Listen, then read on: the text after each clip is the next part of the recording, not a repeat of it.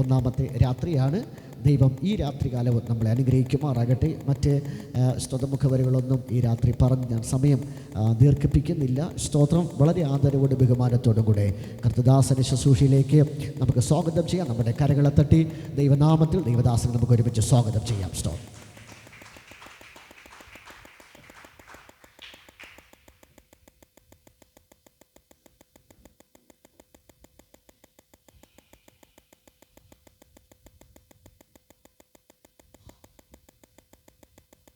സന്തോഷമുള്ള ദൈവമക്കൾ കരം ഉയർത്തി കർത്താവിന് സ്തോത്രം പറഞ്ഞാട്ടെ.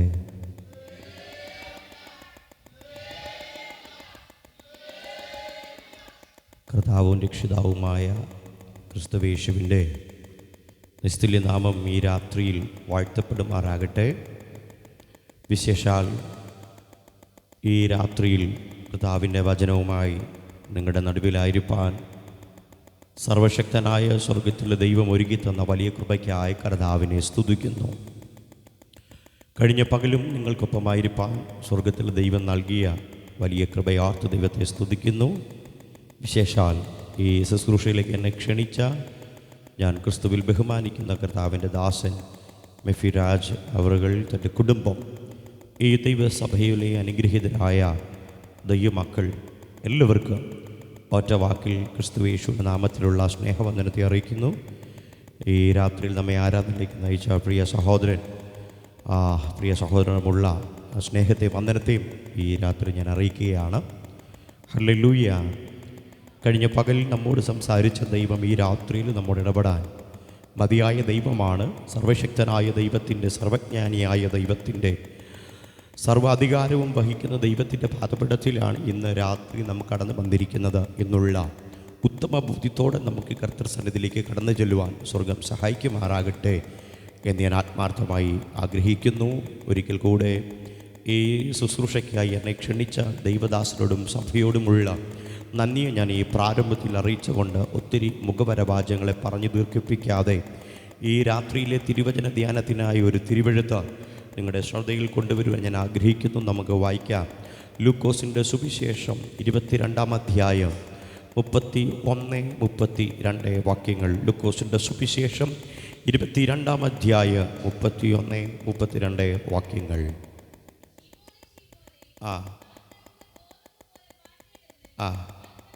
കൽപ്പന ചോദിച്ചു, ഞാനോ നിൻ്റെ വിശ്വാസം പോകാതിരിക്കേണ്ടതിന് നിനക്ക് വേണ്ടി അപേക്ഷിച്ചു.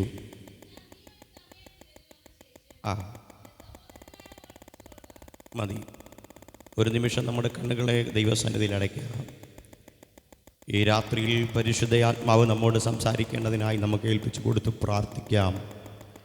വന്നതുപോലെയല്ല, വളരെ അനുഗ്രഹത്തോടെ, ആത്മാവിൻ്റെ ഇരട്ടി ബലത്തോടെ ദൈവസന്നിധിയിൽ നിന്ന് ചില നന്മകളെ പ്രാപിച്ചെടുത്ത് ആത്മീക മന്ന ഭക്ഷിച്ച് മടങ്ങിപ്പോകുവാൻ സ്വർഗത്തിലെ ദൈവം സഹായിക്കേണ്ടതിനായി നമുക്ക് ഏൽപ്പിച്ചു കൊടുത്ത് പ്രാർത്ഥിക്കാം. ഒരു നിമിഷമെല്ലാം കണ്ണുകളും അടയട്ടെ. Hallelujah, hallelujah, hallelujah.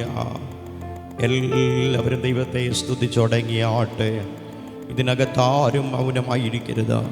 ഉപവാസ പ്രാർത്ഥനയുടെ പ്രഥമ പകലിൽ നമ്മോട് ഇടപെട്ട ദൈവം ഈ രാത്രിയിലും ഇടപെടാൻ മതിയായ ദൈവമായതുകൊണ്ട് ഇന്ന് രാത്രി നമുക്കൊരുമിച്ച് ദൈവത്തെ സ്തുതിച്ച് തുടങ്ങാം.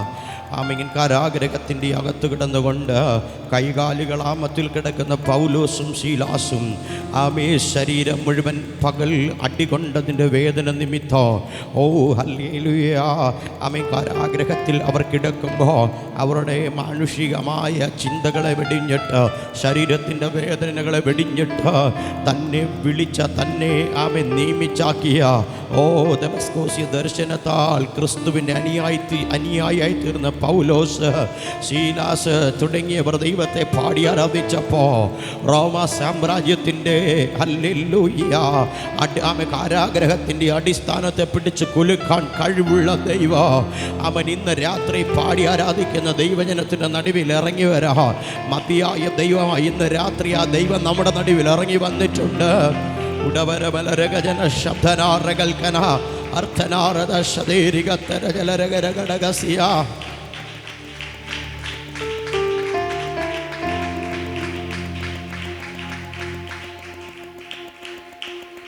ഹല്ലേലൂയ. ആദിയിങ്കൽ കൈപ്പാകിലും അന്ത്യമോ മധുരമത്രേ. ആദിയിങ്കൽ കൈപ്പാകിലും അന്ത്യമോ മധുരമത്രേ. പരപരമേശ വരമരുളീശ നീ അത്രേ എൻ്റെ രക്ഷസ്ഥാനം. പരപരമേശ വരമരുളീശ നീ അത്രേ എൻ്റെ രക്ഷസ്ഥാനം. നിന്നെ കാണും ജനങ്ങൾക്കു പിന്നെ ദുഃഖമൊന്നുമില്ല. നിന്നെ കാണും ജനങ്ങൾക്കു പിന്നെ ദുഃഖമൊന്നുമില്ല. പരപരമേശ വരമരുളീശ നീ അത്രേയൻ രക്ഷാസ്ഥാനോ. അമ്മേ പരപരമേശ വരമരുളീശ നീ അത്രേയൻ രക്ഷാസ്ഥാനോ. കാർമേഘത്തി ഉള്ളിലും ഞാൻ മിന്നു സൂര്യശോഭ കാണും. കാർമേഘത്തി ഉള്ളിലും ഞാൻ മിന്നും സൂര്യശോഭ കാണും. പരപരമേശ വരമരുളീശ നീ അത്രേയൻ രക്ഷാസ്ഥാനോ. പരപരമേശ വരമരുളീശ നീ അത്രേയൻ രക്ഷാസ്ഥാനോ. നിന്നെ കാണു ജനങ്ങൾക്ക് പിന്നെ ദുഃഖമൊന്നുമില്ല.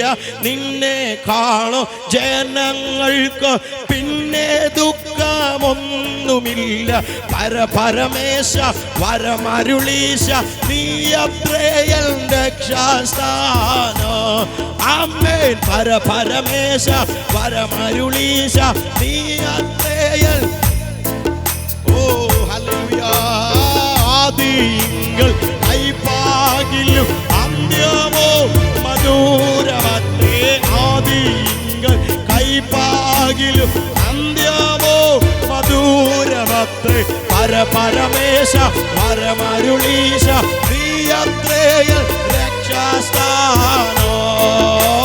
പരപരമേശ വരമരുളീശ നീ അത്രേയൻ രക്ഷാസ്ഥാനോ. പരപരമേശ വരമരുളീശ. ഓ എൻ്റെ എല്ലാം നടത്തിപ്പോ നിന്റെ ഭാഗ്യമീറവല്ലോ.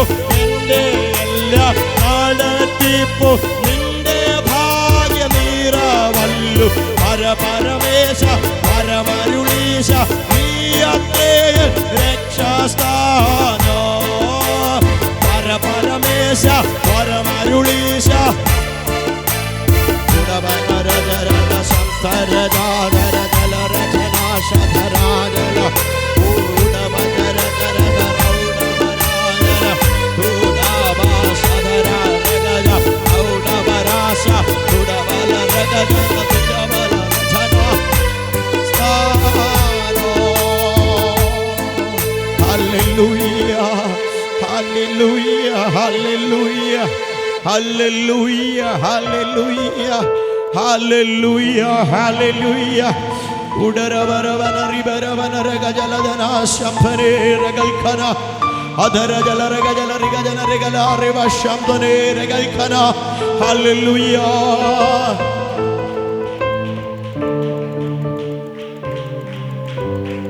Praise the Lord, praise the Lord. ഞങ്ങളുടെ നല്ല കർത്താവാം ദൈവമേ, അനുഗ്രഹീതമേറിയതായ നല്ല സമയത്തിനായി ഞങ്ങൾ ദൈവത്തെ സ്തുതിക്കുന്നു. കഴിഞ്ഞ പകലിൽ ഞങ്ങളോട് സംസാരിച്ച ദൈവം ഈ രാത്രിയിലും ഞങ്ങളോട് സംസാരിക്കണമേ എന്ന് ഞങ്ങൾ പ്രാർത്ഥിക്കുന്നു. കർത്താവേ, ശുശ്രൂഷിപ്പാൻ അപ്രാപ്തനും അയോഗ്യനും ബലഹീനനുമായ അടിയനെ ദൈവം ബലപ്പെടുത്തണം. കടന്നു വന്ന നിന്റെ ജനത്തിന് വിടുതലും ആ അനുഗ്രഹത്തിന് കാരണമായി തീരുവാൻ സ്വർഗത്തിലെ ദൈവം ഇടയാക്കണമേ എന്ന് പ്രാർത്ഥിക്കുന്നു. ഒരിക്കൽ കൂടെ ഞങ്ങളെ സമസ്ത അങ്ങയുടെ കരങ്ങളിൽ സമർപ്പിക്കാൻ തുടർന്നിറക്കുന്ന ശുശ്രൂഷകൾ നല്ല പരിശുദ്ധാത്മാവാൻ കാര്യസ്ഥനവിടുന്ന് കൈകാര്യം ചെയ്യുമാറാകണമേ എന്ന് പ്രാർത്ഥിക്കുന്നു. ദൈവകരങ്ങളിൽ സമർപ്പിക്കുന്നു. പ്രാർത്ഥന കേട്ട കൃപയ്ക്കായി മഹത്വം യേശുക്രിസ്തുവിൻ നാമത്തിൽ തന്നെ. അപ്പോസ്തലനായ ലൂക്കോസ് യഹൂദനല്ലാത്ത ഗ്രീക്ക് അല്ലെങ്കിൽ അപ്പോസ്തലന്മാരുടെ ഉപദേശത്താൽ ദൈവരാജ്യത്തിന് പ്രയോജനമായി തീരുവാൻ ദൈവത്താൽ നിയോഗം ലഭിച്ച അപ്പോസ്തലനാണ് ലൂക്കോസ്. താൻ ക്രിസ്തുശാസ്ത്ര സംബന്ധമായ ചരിത്രം രേഖപ്പെടുത്തുമ്പോൾ വിട്ടുകളയാതെ വളരെ ആവേശത്തോടെ രേഖപ്പെടുത്തിയ ഒരു തിരുവചന സൂക്തമാണ് ഈ രാത്രി നാം വായിച്ചത്. യേശുക്രിസ്തുവിൻ്റെ അല്ലെങ്കിൽ യേശുക്രിസ്തുവിൻ്റെ ക്രൂശീകരണത്തിന് തൊട്ട് മുമ്പ് സംഭവിക്കുന്ന ചില സംവിധകളെ ചില സംഭാഷണങ്ങളെ വൈദ്യനായ ലൂക്കോസ് രേഖപ്പെടുത്തുവാൻ ഒട്ടും മറന്നു കളഞ്ഞില്ല. യേശു കർത്താവിൻ്റെ അപ്പോസ്തലന്മാരുടെ ഇടയിൽ സംഭവിച്ച പത്രോസ് മുതൽ യോഹന്നാൻ വരെയുള്ള അല്ലെങ്കിൽ തൻ്റെ ശിഷ്യന്മാരുടെ ഇടയിൽ വന്ന ഒരു വലിയ പ്രതിസന്ധിക്ക് യേശു കർത്താവ് നൽകുന്ന മറുപടിയിലെ പരമപ്രധാനമായ ഒരു ഭാഗമാണ് നമ്മൾ വായിച്ചത്. ഞാൻ പറഞ്ഞല്ലോ, ലൂക്കോസ് യഹൂദനല്ല, അവൻ ഹെലനിസ്റ്റിക് സമുദായത്തിൽ നിന്നും അല്ലെങ്കിൽ ലാറ്റിൻ സമുദായത്തിൽ നിന്നും, ഒന്നുകൂടെ പറഞ്ഞാൽ ഗ്രീക്ക് പശ്ചാത്തലത്തിൽ നിന്നും യേശു ക്രിസ്തുവിൻ്റെ അനുയായിയായി തീർന്ന വൈദ്യനായ ലൂക്കോസ് താൻ രചിക്കപ്പെട്ട കൃതിക്കകത്ത് ക്രിസ്തുവിൻ്റെ ശ്രേഷ്ഠതകളെ വർണ്ണിക്കുന്ന കൂട്ടത്തിൽ ഒരു വലിയ പ്രശ്നത്തെ യേശു കർത്താവ് കൈകാര്യം ചെയ്യുന്ന കാര്യത്തെ ഇവിടെ രേഖപ്പെടുത്തിയിരിക്കുകയാണ്. എന്താ ആ വിഷയമെന്നല്ലേ? ലൂക്കോസിൻ്റെ സുവിശേഷം 22-ാം അധ്യായം 24 മുതൽ 34 വരെയുള്ള 10 വാക്യങ്ങൾക്കകത്ത് അവരുടെ ഇടയിൽ ഉടലെടുത്ത പ്രതിസന്ധിക്ക് യേശു കർത്താവ് പരിഹാരം കാണുക. എന്താ അവരുടെ ഇടയിൽ ഉടലെടുത്ത പ്രശ്നം എന്നറിയാമോ? ഹല്ലേലൂയ, അവരുടെ കൂട്ടത്തിൽ ആരാണ് വലിയവനെന്ന് അവർക്കറിയണം. സ്തോത്രം. 12 അപ്പോസ്തലന്മാരുടെ കൂട്ടത്തിൽ എന്നെ അനുഗമിക്ക എന്ന് പറഞ്ഞ തൻ്റെ ശിഷ്യനാക്കി തീർത്ത യേശുക്രിസ്തുവിൻ്റെ അപ്പോസ്തല വൃന്ദങ്ങളുടെ നടുവിൽ അവർക്കുണ്ടായ ഒരു സംശയം, അവരിൽ ആരാണ് വലിയവൻ? സ്തോത്രം. അതന്നും ഇന്നും ഒരുപോലെ തന്നെയാണ്. 10 പേര് കൂടിയാൽ ആദ്യം അറിയേണ്ടത് അവരിൽ ആരാണ് വലിയവൻ. സ്തോത്രം. ഹല്ലേലൂയ. ഒന്നുകൂടെ പറയാം, 10 പാസ്റ്റർമാർ കൂടിയാൽ അവർക്കും അറിയേണ്ടത് അവരിൽ ആരാണ് വലിയവൻ. പക്ഷെ യേശു കർത്താവിൻ്റെ അവരോടുള്ള സമീപനം തികച്ചും വ്യത്യസ്തമാണ്. സ്തോത്രം. തികച്ചും വ്യത്യസ്തമായ ഒരഭിപ്രായം യേശു കർത്താവ് തൻ്റെ ശിഷ്യന്മാരെ പറഞ്ഞ് പഠിപ്പിക്കുക. നിങ്ങളിൽ ആരാ വലിയവനെന്നൊന്നുമല്ല ചിന്തിക്കേണ്ടത്. ആര് വലിയവനാകാൻ ആഗ്രഹിക്കുന്നുവോ അവൻ ഒരു ദാസനെ പോലെ ആയിത്തീരണമെന്ന് യേശു കർത്താവ് പഠിപ്പിക്കുകയാണ്. ഇന്ന് പകൽക്കാലം ഈ രാത്രിയിൽ ഉപവാസ പ്രാർത്ഥനയുടെ 1-ാമത്തെ ദിനരാത്രിയിൽ പരിശുദ്ധാത്മാവിലൊരു ദൂത് പറയാം. ഞാനെന്ന ഭാവം നമ്മളിൽ നിന്ന് പൂർണ്ണമായി ഉടഞ്ഞു മാറിയാൽ ഈ ഉപവാസ പ്രാർത്ഥന കഴിയുമ്പോൾ ഒരു വലിയ വിടുതൽ സംഭവിക്കാനിടയായി തീരും. എത്ര പേര് വിശ്വസിക്കുന്നു? ഞാനെന്ന ഭാവം എവിടെ തകരുന്നുവോ, ഞാനെന്ന ഭാവം എവിടെ ഉടയുന്നുവോ അവിടെ ദൈവത്തിൻ്റെ പ്രവൃത്തി വെളിപ്പെടാൻ തുടങ്ങും.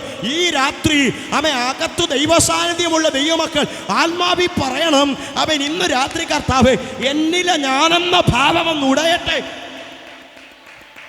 ഉടവര ജലധര ഘടക സാന്ധനേ അധുര ജലക്ഷരേ രഗൽഖന. ആമേൻ. Praise the Lord.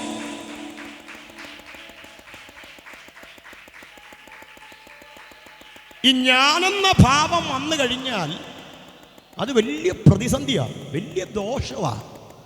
ഒരാത്മീകനെ സംബന്ധിച്ച് ഈ ഞാനെന്ന ഭാവം വന്നു കഴിഞ്ഞാൽ അത് വലിയ പ്രതിസന്ധിയാണ്. ഞാനൊരു കൊച്ചു ഉദാഹരണത്തിലൂടെ മുമ്പോട്ട് പോകാം. സ്തോത്രം. ഒരിക്കൽ ഹേരോദാവ് ഇങ്ങനെ ചിന്തിച്ചു, അവനാരാ? ഇതാ ഒരു മനുഷ്യൻ്റെ ശബ്ദമല്ല, ഒരു ദേവന്റെ ശബ്ദമാണെന്ന് ഹേരോദാവ് ഉള്ളിൽ ചിന്തിച്ചു.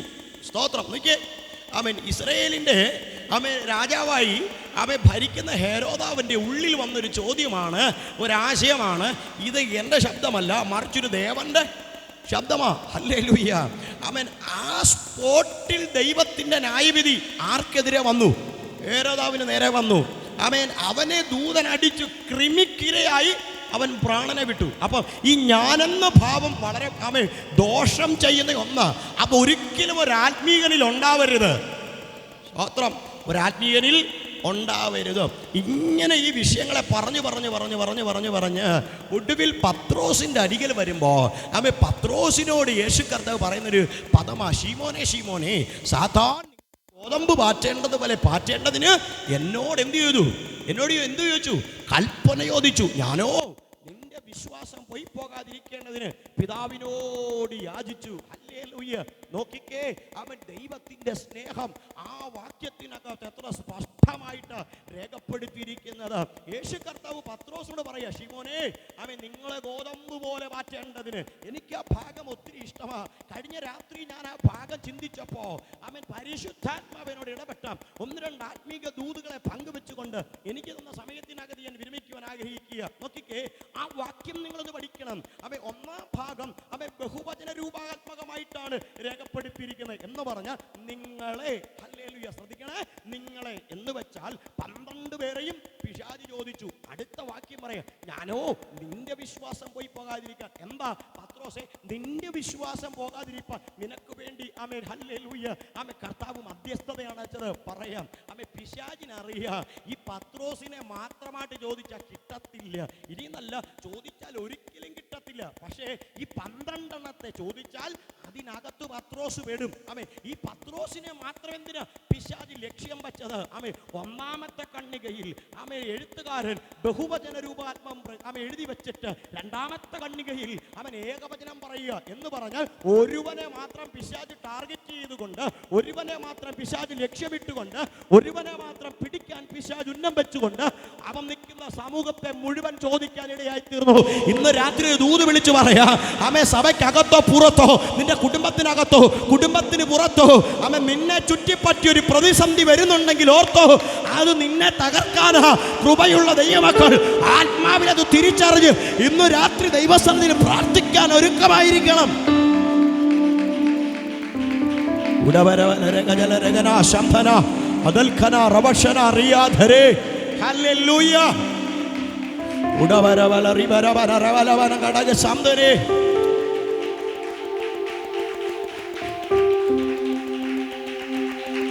Amen, amen, amen, amen, amen. ശ്രദ്ധിക്കണേ, പിശാചിന്റെ കുടല തന്ത്രം വളരെ വലുതാ. പത്രോസിനെ മാത്രം ലക്ഷ്യമിട്ടുകൊണ്ട്, പത്രോസിനെ മാത്രം മുന്നിൽ കണ്ടുകൊണ്ട് തന്റെ ശിഷ്യന്മാരെ മുഴുവൻ ചോദിച്ചു. പത്രോസിനെ മാത്രം പോരെങ്കിൽ പത്രോസിനെ മാത്രം ചോദിച്ചാൽ പോരെ, അല്ലേ? പത്രോസിനെ തകർക്കാനാണെങ്കിൽ പത്രോസിനെ മാത്രം ചോദിച്ചാൽ പോരെ. സ്തോത്രം. അവൻ നമുക്ക് ഇതിൻ്റെ ആത്മീക വശം അറിയത്തില്ലെങ്കിലും യേശു കർത്താവിന് അറിയാം. Praise the lord. അവൻ യേശു കർത്താവ് പറയും, പത്രോസേ, മൊത്തം പേരെയും ചോദിച്ചെങ്കിലും അവൻ്റെ ടാർഗറ്റ് നീയായിരുന്നു. Praise the lord. അവൻ ലക്ഷ്യം വച്ചത് നിന്നെയായിരുന്നു. പക്ഷെ ഞാൻ നിന്നെ വിട്ടുകൊടുത്തില്ല. ഇന്ന് രാത്രി ദൂത് പറയാൻ കേട്ടോ, പലപ്പോഴും പിശാച് കാറ്റത്തെ പതിർ പാറ്റുന്ന പോലെ നിന്റെയും നിന്റെ തലമുറയും അവൻ നിങ്ങളെയും നിങ്ങളുടെ കുഞ്ഞുങ്ങളെയും തകർത്ത് കളയാൻ പല ആവർത്തി അവൻ ഹല്ലേലൂയ ഊടാടി സഞ്ചരിച്ചിട്ട് തകരാതെ നിൽക്കുന്നതിന്റെ കാരണം എന്താണെന്നറിയാമോ? ഉയരത്തിൽ ഒരു ദൈവമുണ്ടായിരുന്നു. ഉടവരഘടക സന്തരാറകൽക്കര റിബാബാരഘടക സന്തരേ ഉടരജലരഘടക സന്തരവല പ്രൗഢരഘടകസിയ. നിനക്ക് വേണ്ടി മധ്യസ്ഥത അണയ്ക്കുന്ന ഒരു സ്വർഗത്തിൽ ദൈവമുണ്ടെന്നുള്ള കാര്യം ഇന്ന് രാത്രി മറന്നു പോകരുത്. Hallelujah, hallelujah. നോക്കിക്കേ, പിശാചു ഒരുത്തനെ പിടിക്കാൻ വേണ്ടി അവൻ ആവിഷ്കരിച്ച പദ്ധതി കണ്ടോ? എന്താ അവൻ ആവിഷ്കരിച്ച പദ്ധതി? ഈ 12 കിട്ടിയാൽ ഈ 12 തകർത്തില്ലെങ്കിൽ ഞാൻ പത്രോസിനെ പിടിക്കും. സ്തോത്രം. ഞാൻ പത്രോസിനെ പിടിക്കും. എന്താ ഈ പത്രോസിനെ മാത്രം പിശാച് ലക്ഷ്യം വെച്ചത്? വായിക്കാം, ലൂക്കോസിന്റെ സുവിശേഷം 5-ാം അധ്യായം 8-ാം വാക്യം. അവിടെ വരുമ്പോൾ ഇതിൻ്റെ ആത്മീക മർമ്മം അവിടെ കിടപ്പുണ്ട്. എന്തുകൊണ്ടാണ് പിശാച് ആ 12 പേരുടെ കൂട്ടത്തിൽ പത്രോസിനെ മാത്രം ലക്ഷ്യം വെച്ചെന്നുള്ളതിൻ്റെ ആത്മീക പൊരുള് ലൂക്കോസിന്റെ സുവിശേഷം 5-ാം അധ്യായം 8-ാം വാക്യം മുതൽ വായിക്കുമ്പോൾ നമുക്ക് വ്യക്തമായി കാണാൻ കഴിയും. വായിച്ചാട്ടെ. ശീമോൻ പത്രോസ് അത് കണ്ടിട്ട് യേശുവിൻ്റെ കാൽക്കൽ വീണു. കർത്താവേ, ഞാൻ പാപിയായ മനുഷ്യനാണ്.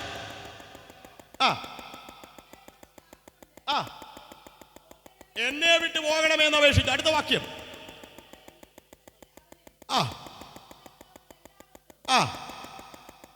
പിടിച്ചിരുന്നു.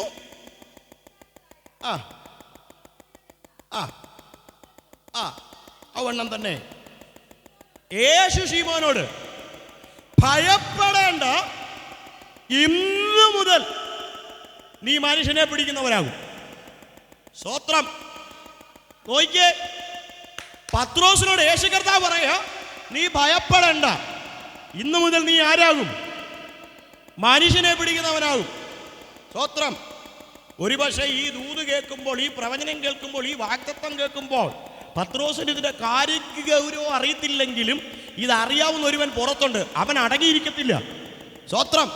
യേശു കർത്താവിന്റെ പ്രസ്താവന, നീ മനുഷ്യനെ പിടിക്കുന്നവനാക്കും. ആമേൻ. എനിക്ക് പത്രോസിനെ ഭയങ്കര ഇഷ്ടമാണ്. എന്താണെന്നറിയാമോ? ആമേൻ. തൻ്റെ കുറവ് ഏത് സമയത്ത് സമ്മതിക്കാൻ അവൻ ഒരുക്കോ.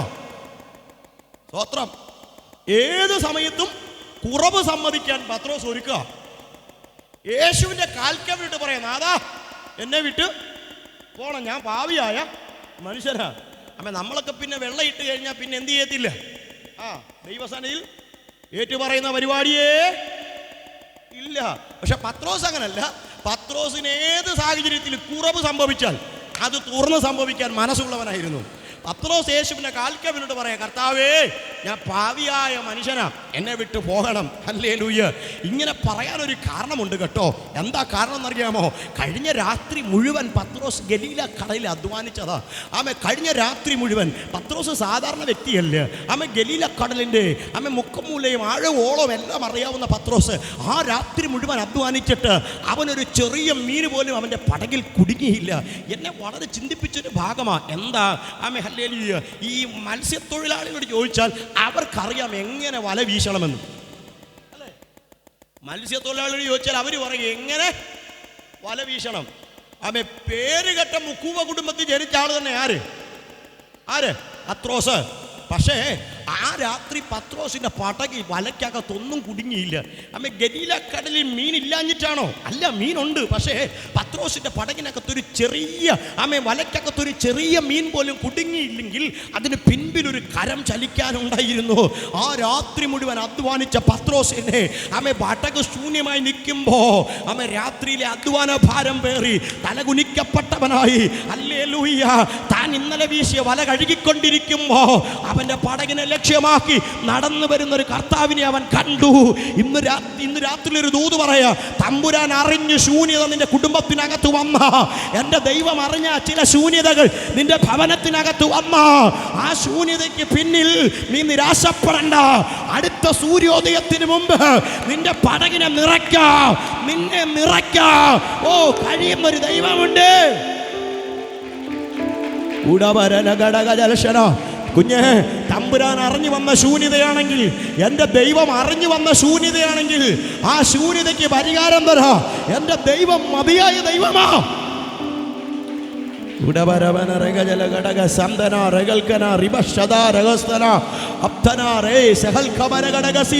ഇന്ന് രാത്രി വിശ്വാസത്തോടെ പറ, എൻ്റെ ദൈവമേ, നീ അറിഞ്ഞു വന്ന ശൂന്യതയ്ക്ക് നീ പരിഹാരം കാണാൻ മതിയായ ദൈവമാ.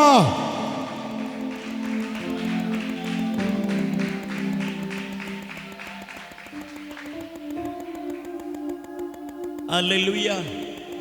നോക്കിക്കേ, വേറെ അവിടെ ഒത്തിരി പടകുണ്ടായിരുന്നു അല്ലേ? വേറെ ഒത്തിരി പടക കടത്തീരത്തുണ്ടായിരുന്നു. പക്ഷേ യേശു കർത്താവ് സമീപിച്ച പത്രോസിൻ്റെ പടകില. ആ പടകിനകത്ത് കയറി നിന്നിട്ട് യേശു കർത്താവ് പറഞ്ഞു, അവൻ ഈ പടക് അല്പമൊന്ന് നീക്കണം. അവൻ പടക് മനസ്സോടെ നീക്കിക്കൊടുത്തു. മനസ്സോടെ നീക്കിക്കൊടുത്ത പടകിനകത്ത് നിന്നുകൊണ്ട് പുരുഷാരത്തെ നോക്കി യേശു കർത്താവ് അവൻ തിരുവായി മൊഴിഞ്ഞ തിരുവചനങ്ങളെ പ്രഘോഷിച്ച അനന്തരം പത്രോസിനോട് പറഞ്ഞു, ആഴത്തിൽ വലയിറക്ക്. Price the Lord. ആഴത്തിൽ വലയിറക്ക്. പത്രോസിനറിയാം, ഇന്നലെ രാത്രി മുഴുവൻ ഞാൻ അധ്വാനിച്ചു, ഈ കടലിനകത്തു നിന്ന് ഒരു ചെറിയ മീനെ പോലും എനിക്ക് കിട്ടുകയില്ല. കുഞ്ഞെ, ഇന്നലത്തെ അധ്വാനത്തെ നീ മറക്ക്. ഇന്ന് നിന്നോട് തമ്പുരാൻ തമ്പുരാൻ പറയുന്നത് നീ ചെയ്യാൻ ഒരുക്കമാണെങ്കിൽ, ഇന്നലത്തെ അധ്വാനത്തെ മറന്നിട്ട് ഇന്ന് രാത്രി ദൈവം പറയുന്നത് ചെയ്യാൻ ഒരുക്കമാണെങ്കിൽ, ആ വല അവൻ നിറയുവോളോ അവൻ നിനക്കൊപ്പം ആ പടകിൽ നിൽക്കുന്ന ഒരു ദൈവമുണ്ട് കേട്ടോ.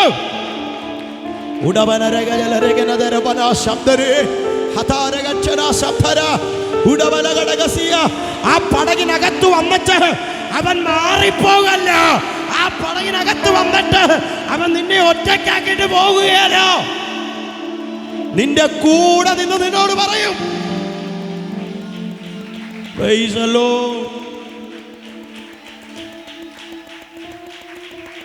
Hallelujah. Hallelujah. Hallelujah. പത്രോസിനോട് പറഞ്ഞില്ല, പത്രോസേ തൽക്കാലം നീ വല ഇറക്ക്, ഞാൻ പുറത്ത് നിൽക്കാം നല്ല പറഞ്ഞത്. ആ വലയ്ക്കകത്ത് പെരുത്ത മീൻകൂട്ടം കുടുങ്ങുന്നത് വരെ യേശു അവനോട് കൂടെ പടകിലുണ്ടായിരുന്നു. ഇന്ന് രാത്രി ദൂത് പറയാ, തമ്പുരാൻ നിന്റെ പടകിലുണ്ടെങ്കിൽ അവൻ നിന്നെ കരകവിഞ്ഞൊഴുകാൻ ഒന്നിനെയും ദൈവം സമ്മതിക്കത്തില്ല കേട്ടോ. നിന്റെ നിരാശകളെ പണിയാ, നിന്റെ ശൂന്യതകളെ പണിയാ, നിന്നെ പണിയാ ഇന്ന് രാത്രി എൻ്റെ ദൈവത്തിന് കഴിയും. നീ അവൻ സമർപ്പിക്കാൻ ഒരുക്കമാണോ? നീ സമർപ്പിക്കാൻ ഒരുക്കമാണോ? നിന്നെ പണിയാൻ കഴിയുന്നൊരു ദൈവം ഇന്ന് രാത്രി അവൻ നിന്റെ കൊച്ചു കൂടാരത്തിനകത്ത് ഇറങ്ങി വരാൻ മതിയായ ദൈവമോ?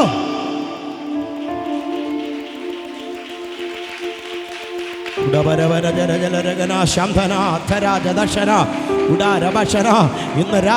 രാത്രി ചില ശൂന്യതകളെ തമ്പുരാൻ പണിയാൻ പോകുകയാ. ഈ രാത്രി ചില ശൂന്യതകളെ തമ്പുരാൻ പണിയാൻ പോകുക. നിരാശയോടെ കരയുന്ന മാതാവേ, നിന്റെ ശൂന്യത തമ്പുരാൻ പണിയാൻ പോകുക. ഒരു ഫിനിഷ് പക്ഷിയെ പോലെ നീ ചിറകടിച്ചുയരോ. ദൈവം നിന്റെ ചിറകുകൾക്ക് ബലം തരാൻ പോകുകയോ. ഹല്ലേലൂയ. നോക്ക്, അങ്ങനെ ആ പടകിൽ നിന്നിട്ട് യേശു കർത്താവ് പറഞ്ഞു, നീ ആഴത്തി വലയിറക്ക്. പത്രോസ് പറഞ്ഞു, നാഥാ കഴിഞ്ഞ രാത്രി മുഴുവൻ ഞാൻ അങ്ങനെ അധ്വാനിച്ചതാ, എനിക്കൊന്നും കിട്ടിയില്ല. എങ്കിലും ഈ വാക്കിനെ മാനിച്ച്, അർത്ഥാൽ നിന്റെ വാക്കിനെ മാനിച്ച് ഞാൻ വലയിറക്കാം. ആമേ, ഒരു മുക്കുവന്മാരും പകല് വല വീശുന്നത് അപൂർവമാ. ഹല്ലേലൂയ.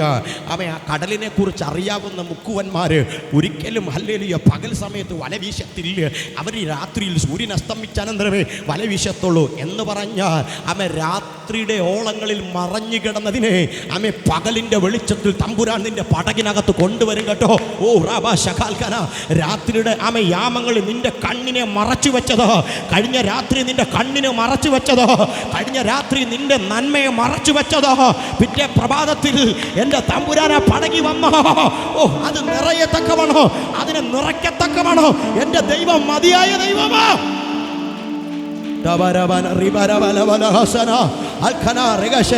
ഇന്ന് രാത്രി അഭിഷിക്തനോട് ദൂത് പറയാ, കഴിഞ്ഞ നാളുകളിൽ നിന്റെ കണ്ണിന് മറച്ചു വെച്ചത്, കഴിഞ്ഞ നാളുകളിൽ നിന്റെ കണ്ണിന് മറഞ്ഞു കിടന്നത് ഈ ദിവസങ്ങളിൽ എന്റെ ദൈവം പുറത്തു കൊണ്ടുവരാൻ പോകുകയാ.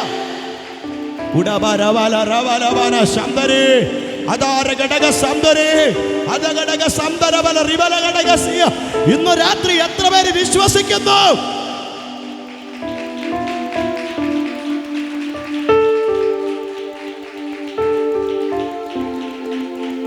Praise the Lord.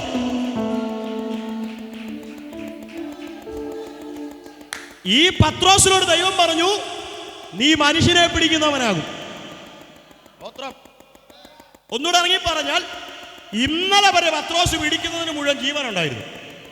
അത് കരയ്ക്ക് വരുമ്പോൾ അതിന്റെ ജീവൻ പോകും.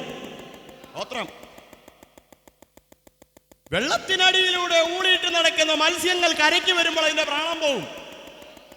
എന്നാൽ പത്രോസിനോട് ദൈവം പറഞ്ഞു, നീ മനുഷ്യനെ പിടിക്കുന്നവനാകൂ എന്ന് പറഞ്ഞാൽ, പാപത്തിന്റെ അധികാരിയായ പിശാചിന്റെ ഉരുക്ക് നുകത്തിനകത്ത് ഉലഞ്ഞു പോയ മനുഷ്യനെ നിത്യജീവങ്കിലേക്ക് കൊണ്ടുവരുന്ന ഒരു ദൗത്യം ദൈവം നിന്റെ മേൽ പകരാൻ പോവുകയാണ്. ഇത് കേട്ടാൽ പിശാച് അടങ്ങിയിരിക്കത്തില്ല.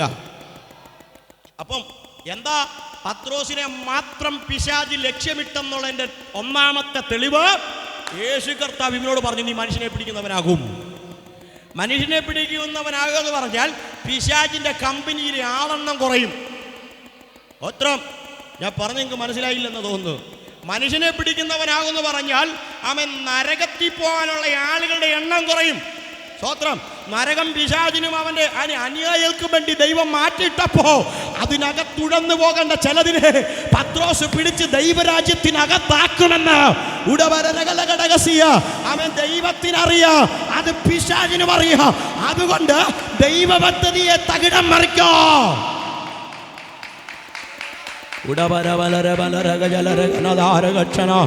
ദൈവ പദ്ധതിയെ തകിടം മറിക്കാൻ പിശാച് പദ്ധതിയിട്ടപ്പോ ആമേൻ കൃപ പ്രാപിച്ച പത്രോസിനെ, വാഗ്ദത്തമുള്ള പത്രോസിനെ ആമേൻ പിശാച് ഉടക്കാൻ പദ്ധതിയിട്ടു. പക്ഷെ ദൈവം വിട്ടുകൊടുത്തില്ല. ആമേൻ. അപ്പം മനുഷ്യനെ പിടിക്കുമെന്നുള്ള വാഗ്ദത്തം പത്രോസിന് മേൽ ഉള്ളത് കൊണ്ട് പത്രോസിനെ തകർത്താൽ ദൈവരാജ്യത്തിൻ്റെ കെട്ടുപണി നശിച്ചു പോകുമെന്ന് സാത്താൻ കരുതി, അല്ലെങ്കിൽ പിശാച് കരുതി. അതുകൊണ്ട് ആ കർത്താവിനോട് ചോദിച്ചതാ അവൻ ആ പത്രോസിനെ തകർക്കാൻ വേണ്ടി മൊത്തം ശിഷ്യന്മാരേക്ക് നേക്കാൻ അവൻ വിട്ടുകൊടുത്താൽ ഇവൻ്റെ വിശ്വാസം പോകുമെന്ന് അവൻ കർത്താവിന് അറിയാവുന്നത് കൊണ്ട് കർത്താവ് പറഞ്ഞു, ശീമോനെ, നിന്റെ വിശ്വാസം പോയി പോകാതിരിപ്പാൻ ഞാൻ നിനക്ക് വേണ്ടി പ്രാർത്ഥിച്ചു, അല്ല അവൻ പിതാവിൻ്റെ സന്നിധിയിൽ മധ്യസ്ഥത അണച്ചു. ഇന്ന് രാത്രി ദൈവമക്കൾ എന്ന് ചിന്തിച്ചു നോക്കിയേ, നമ്മുടെ വിശ്വാസം പലപ്പോഴും ചോർന്നു പോകാൻ സാധ്യതയുള്ള സാഹചര്യങ്ങൾ കടന്നു വന്നിട്ടില്ലേ? അവൻ തലയ്ക്ക് മീതെ പ്രതിസന്ധികൾ കടന്നു വന്നപ്പോ കർത്താവേ, ഞാൻ എങ്ങനെ മുൻപോട്ട് പോകുമെന്ന് ചിന്തിച്ച സമയത്ത് സ്വർഗത്തിലെ ദൈവം നല്ല മധ്യസ്ഥനായി, പുതിയ നിയമത്തിന്റെ മധ്യസ്ഥനായി. നമുക്കൊരു നല്ല നാഥൻ സ്വർഗത്തിലുള്ളത് കൊണ്ട് ഇന്ന് രാത്രിയിലും ഇത്രയും പേർക്ക് ഈ ആലയത്തിനകത്തിരുന്നു കൊണ്ട് തേജോമയനായ ദൈവത്തെ ആരാധിപ്പാ സ്വർഗത്തിലെ ദൈവം ഭാഗ്യം സിദ്ധിച്ചത് മറന്നു പോകരുത്. ആമേൻ. യേശു കർത്താവ് പറഞ്ഞത് എന്താണെന്നറിയാതെ ഒരുപക്ഷേ കർത്താവിൻ്റെ പിന്നാലെ പത്രോസ് അനുഗമിക്കുക അല്ലേ? അവൻ മീൻ പിടിച്ചുകൊണ്ടിരുന്നവനോട് പറഞ്ഞു, ഞാൻ നിന്നെ മനുഷ്യനെ പിടിക്കുന്നവനാക്കും, അവൻ എന്നെ അനുഗമിക്കാമെന്ന് പറഞ്ഞു. അവൻ ആ പടകും വലയും അവിടെ ഇട്ടിട്ട് യേശുവിനെ പിന്നാലെ അനുഗമിക്കാൻ തുടങ്ങി. ഇവൻ അനുഗമിക്കാൻ തുടങ്ങിയ സമയത്ത് മുതൽ ഇവനെ ഒതുക്കാൻ പിശാച് പദ്ധതിയിട്ടു. ഇന്ന് രാത്രി ഇതിനകത്തിരിക്കുന്ന ദൈവമക്കളോട് ആത്മാവി ദൂത് വിളിച്ച് പറയാ, നീ എപ്പോൾ ദൈവസന്നിധിയിൽ വന്നോ അപ്പത്തൊട്ട് നിന്റെ പ്രതിയോഗി നിന്നെ ഒതുക്കാൻ വട്ടമിട്ട് നിനക്ക് ചുറ്റും പറന്ന് നടക്കും കേട്ടോ. നിന്നെ ഒതുക്കാൻ പിശാച് ശ്രമിച്ചുകൊണ്ടിരിക്കും കേട്ടോ. അവൻ അകത്ത് ദൈവസാന്നിധ്യമുള്ള ദൈവമക്കൾ അത് തിരിച്ചറിഞ്ഞ് ദൈവസന്നിധിയിൽ പ്രാർത്ഥിക്കണം. പ്രാർത്ഥിക്കുന്നവനെ തോൽപ്പിക്കാൻ പിശാചിന് കഴിയത്തില്ല. പ്രാർത്ഥിക്കുന്നവനെ ഒതുക്കാൻ പിശാചിന് കഴിയത്തില്ല. പ്രാർത്ഥിക്കുന്നവനെ തകർക്കാൻ പിശാചിന് കഴിയത്തില്ല. അവൻ ഒരുപക്ഷെ പ്രസംഗിക്കുന്ന ഞങ്ങളെ പിശാച് ഒതുക്കിയെന്ന് വരാം, എന്നാൽ പ്രാർത്ഥിക്കുന്നവനെ ഒതുക്കാ ഹല്ലേലൂയ പിശാചിനെ എൻ്റെ ദൈവം അനുവദിക്കത്തില്ല. ആമേൻ.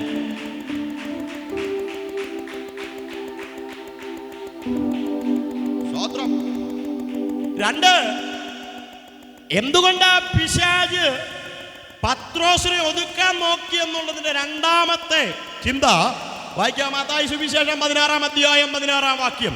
അവിടെ വരുമ്പോൾ ഇത്തിരിയുടെ കാര്യഗൗരവമായി അവൻ യേശു കർത്താവിന്റെ ചില പ്രസ്താവനകൾ നമുക്ക് കാണാം. മത്തായി സുവിശേഷം 16-ാം അധ്യായം 16-ാം വാക്യം. ശീമോൻ പത്രോസ് യേശു കർത്താവിന്റെ മുഖത്ത് നോക്കി വിളിച്ചു പറയാ, നീ ജീവനുള്ള ദൈവത്തിന്റെ. ഹല്ലേലൂയ. പിശാചിന് ഇഷ്ടമില്ലാത്തൊരു കാര്യം എന്താ? നീ ദൈവപുത്രൻ. യേശു കർത്താവ് ദൈവപുത്രൻ എന്ന് പറയുന്നത് പിശാചിന് ഇഷ്ടമില്ലാത്ത കാര്യമാണ്. എന്താണെന്നറിയാമോ? യുഗങ്ങൾക്ക് മുമ്പെയുള്ള ഒരു പ്രവചനമാ അവൻ പത്രോസിന്റെ മുമ്പിൽ വന്ന് നിൽക്കുന്നത്. ഏതാ യുഗങ്ങൾക്ക് മുമ്പുള്ള പ്രവചനം? ഹല്ലേലൂയ. അല്ലെങ്കിൽ യേശു ക്രിസ്തുവിനെ സംബന്ധിച്ചുള്ള പ്രവചനത്തിന് ആമേൻ ഭൂമിയോളം തന്നെ പ്രായമുണ്ട്. ഒന്നുകൂടെ ഇറങ്ങി പറഞ്ഞാൽ മനുഷ്യനോളം തന്നെ പ്രായമുണ്ട്. ഏദന്റെ നടുവിൽ നിന്നുകൊണ്ട് അവനെ ഹല്ലേലൂയ പിതാവായ ദൈവം ഇപ്രകാരം പ്രഖ്യാപിച്ചു, സ്ത്രീയുടെ സന്തതി സർപ്പത്തിന്റെ തല തകർക്കും. സ്ത്രീയുടെ സന്തതി സർപ്പത്തിന്റെ തല തകർക്കും. ആമേൻ. ഹല്ലേലൂയ.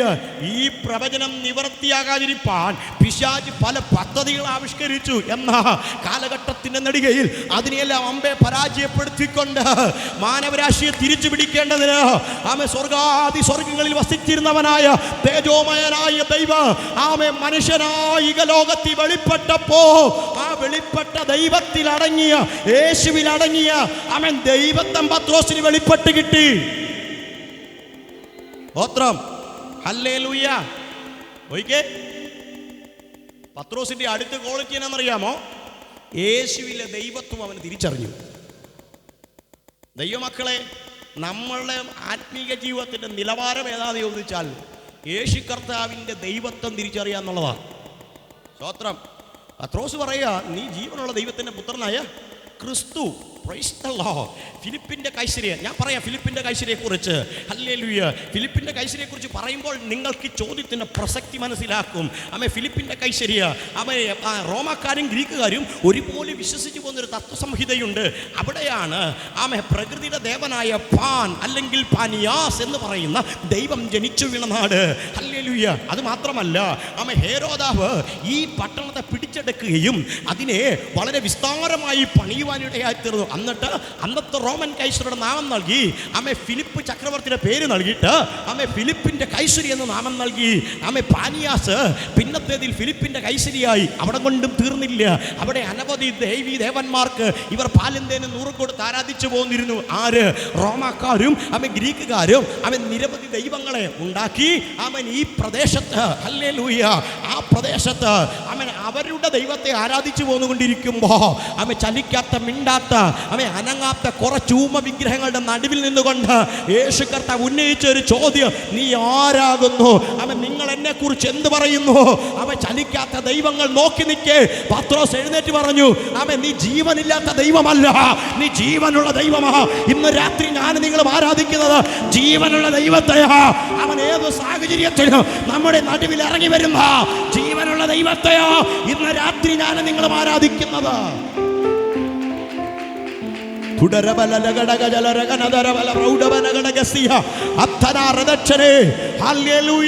ഇന്ന് രാത്രി പറയട്ടെ, നമ്മുടെ ദൈവം ജീവനുള്ള ദൈവമാ.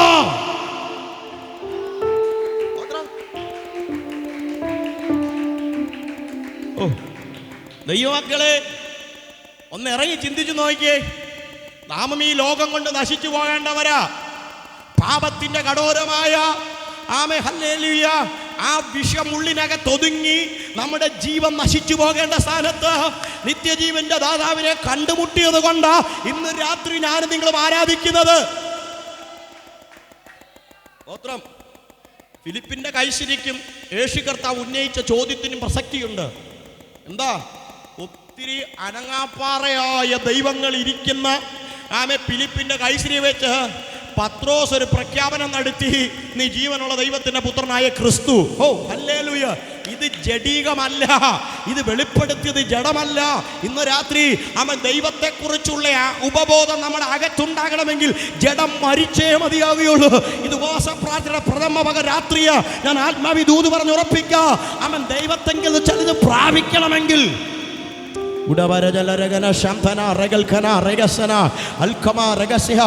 ദൈവത്തിന്റെ ആസ്തിക്യം തിരിച്ചറിഞ്ഞ പത്രോസിനോട് ദൈവം പറയുക, ഇത് ജഡരക്തങ്ങളല്ല വെളിപ്പെടുത്തിയത്. യേശു കർത്താവ് പറയുന്ന പദം കേട്ടോ, ബെറിയനായ ശീമോനെ, നീ ഭാഗ്യവാ, ജഡരക്തങ്ങളല്ല നിനക്കിത് വെളിപ്പെടുത്തിയത്. ഓ ഹല്ലേലൂയ, സ്വർഗ്ഗസ്ഥനായ എൻ്റെ പിതാവത്രേ. ആമേൻ. പത്രോസിന്റെ രണ്ടാമത്തെ ക്വാളിറ്റി, ദൈവാസ്തിക്യം തിരിച്ചറിഞ്ഞ ആത്മീക മനുഷ്യൻ. സ്തോത്രം. ദൈവത്തെക്കുറിച്ചുള്ള അറിവ് കിട്ടിയ മനുഷ്യൻ. അവൻ ഫിലിപ്പിൻ്റെ കൈസരി വെച്ച് പറഞ്ഞു, നീ ജീവനുള്ള ദൈവത്തിൻ്റെ പുത്രനായ ക്രിസ്തു. യേശു കർത്താവിൻ്റെ മറുപടികൾ എനിക്ക് ഭയങ്കര ഇഷ്ടമാണ്. പത്രോസിൻ്റെ മുഖത്ത് നോക്കിയിട്ട് പറയുക, ബെറിയോനായ ശിമോനെ, നീ ഭാഗ്യവാൻ. സ്തോത്രം. ജഡരക്തങ്ങളല്ല നിനക്കിത് വെളിപ്പെടുത്തിയത്, ജഡരക്തങ്ങളല്ല നിനക്കിത് വെളിപ്പെടുത്തിയത്, സ്വർഗസ്ഥനായ എൻ്റെ പിതാവത്രേ. Hallelujah, hallelujah. ഇന്ന് രാത്രി ദൈവമക്കളെ, ജഡം നമ്മളിൽ മരിച്ചാൽ, ജഡത്തെ നമ്മൾ ഒതുക്കിയ ദൈവത്തിന് ശത്രുത്വം ഉളവാക്കുന്ന ഈ ജഡത്തെ നമ്മൾ ബന്ധിക്കാൻ ഒരുക്കമാണെങ്കിൽ, നിന്നോട് ഇറങ്ങി വന്ന് സംസാരിക്കുന്ന ഒരു ദൈവമുണ്ട് കേട്ടോ. ഒരു തെളിവ് പറയാം. അതുവരെ ഊമവിഗ്രഹത്തെ വാർത്തുണ്ടാക്കിയ അബ്രഹാമിനോട് സ്വർഗത്തിലെ ദൈവം പറഞ്ഞു, ഞാൻ നിന്നെ കാണിപ്പാനിരിക്കുന്ന ദേശത്തേക്ക് യാത്ര പുറപ്പെട്. അതുവരെ അപ്പൻ്റെ കുലത്തൊഴിൽ ഏർപ്പെട്ട് കൽദയ പട്ടണമായ ഊരിൽ ഊമവിഗ്രഹങ്ങളെ വാർത്തുണ്ടാക്കി അതിനെ വിറ്റ് കിട്ടുന്ന കാശ് കൊണ്ട് ഉപജീവനം കഴിച്ച് അബ്രഹാമിനോട് ദൈവം പറഞ്ഞു, നീ ഈ ദേശം വിടണം. എന്താ ഈ ദേശം വിടാൻ പറഞ്ഞതിൻ്റെ കാരണം? ഇത് നിനക്ക് ശാശ്വതമായ മണ്ണല്ല. ആമേ അബ്രഹാം ദൈവ ശബ്ദം കേട്ട് ആമേ കൽദയ പട്ടണമായി ഊരുവിട്ട് ആമേ കനാനിൽ വന്നു. ആമേ യൂഫ്രട്ടീസ് നദി നീന്തി കടന്നപ്പോൾ അവിടെയുള്ളവർ അവനെ നോക്കി വിളിച്ചു എബ്രായൻ, അർത്ഥാൽ നദി നീന്തി കടന്നവൻ. അങ്ങനെ അർത്ഥം വരുന്ന എബ്രായൻ എന്ന പേര് നൽകി അവൻ കനാൻ ദേശത്ത് വന്നു. ആമേ 15 അബ്രഹാം ദൈവവുമായി സമ്പാദിക്കാൻ തുടങ്ങി. ആമേ നിന്റെ വാക്ക് കേട്ട ഞാൻ പുറപ്പെട്ടത്. നീ എന്നോട് പറഞ്ഞു ഞാൻ നിന്നെ ബഹുജാതികൾക്ക് പിതാവാക്കൂ. ആമേ ഞാൻ നിന്നെ അനുഗ്രഹിച്ചതിന്റെ പേര് വലുതാക്കൂ. അബ്രഹാമേ നീ അല്പമൊന്ന് ക്ഷമിക്കാമോ? നീ അല്പമൊന്ന് കാത്തിരിക്കാമോ? ദൈവത്തിന്റെ ദയ നിന്റെ കുടുംബത്തിനകത്ത് വെളിപ്പെടാൻ അവൻ സമയമാകുന്നതേ ഉള്ളൂ. അവൻ ദൈവം പറഞ്ഞു ഞാൻ നിന്റെ അതിമഹത്തായ പരിച.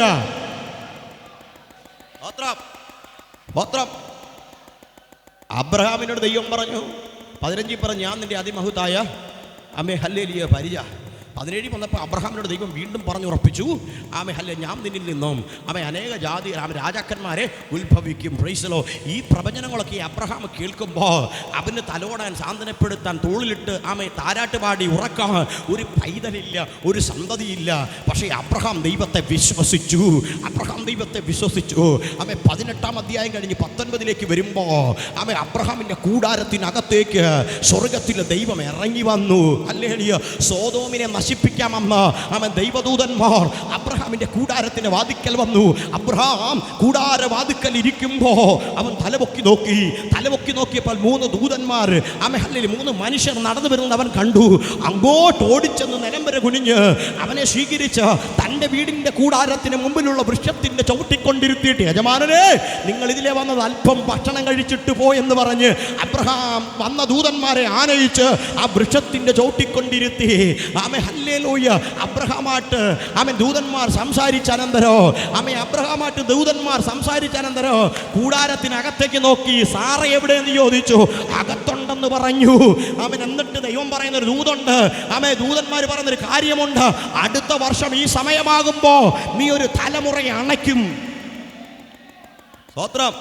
ശ്രദ്ധിക്കണേ, ചരിത്രകാരന്മാർ പറയുന്നത് 75-ാമത്തെ വയസ്സിൽ അബ്രഹാം എവിടം വിട്ടു? സ്തോത്രം. എവിടം വിട്ടു? കൽദയ പട്ടണമായി ഊരുവിട്ടു. അബ്രഹാമിന്റെ കൂടാരത്തിനകത്ത് ഇപ്പം ദൈവം വന്നിട്ട് പറയുക അടുത്ത വർഷം എന്ന് പറഞ്ഞാൽ 24 വർഷങ്ങൾക്ക് മുമ്പ് അബ്രഹാമിനോട് കൽദയ പട്ടണം വിടാൻ പറഞ്ഞ ദൈവം 25 വർഷം തികയുന്നതിന് 365 ദിവസം പുറകോട്ട് കുറച്ച 24-ാമത്തെ വർഷം അബ്രഹാമിന്റെ കൂടാരത്തിനകത്ത് വന്നിട്ട് ആ കൂടാരത്തിനകത്തേക്ക് നോക്കിയിട്ട് പറഞ്ഞു അടുത്ത വർഷം ഇനിയൊരു കാലതാമസമില്ല. അടുത്ത വർഷം നീ ഒരു തലമുറയെ അണയ്ക്കുമെന്ന് അബ്രഹാമിന്റെ കൂടാരത്തിനകത്ത് വന്ന് ദൂത് പറഞ്ഞൊരു ദൈവമുണ്ട്.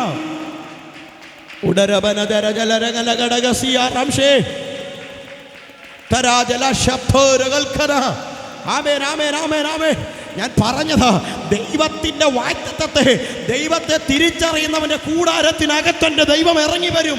ദൈവത്തെ തിരിച്ചറിയുന്നവന്റെ കുടിലിനകത്ത് എൻ്റെ ദൈവം ഇറങ്ങി വരും.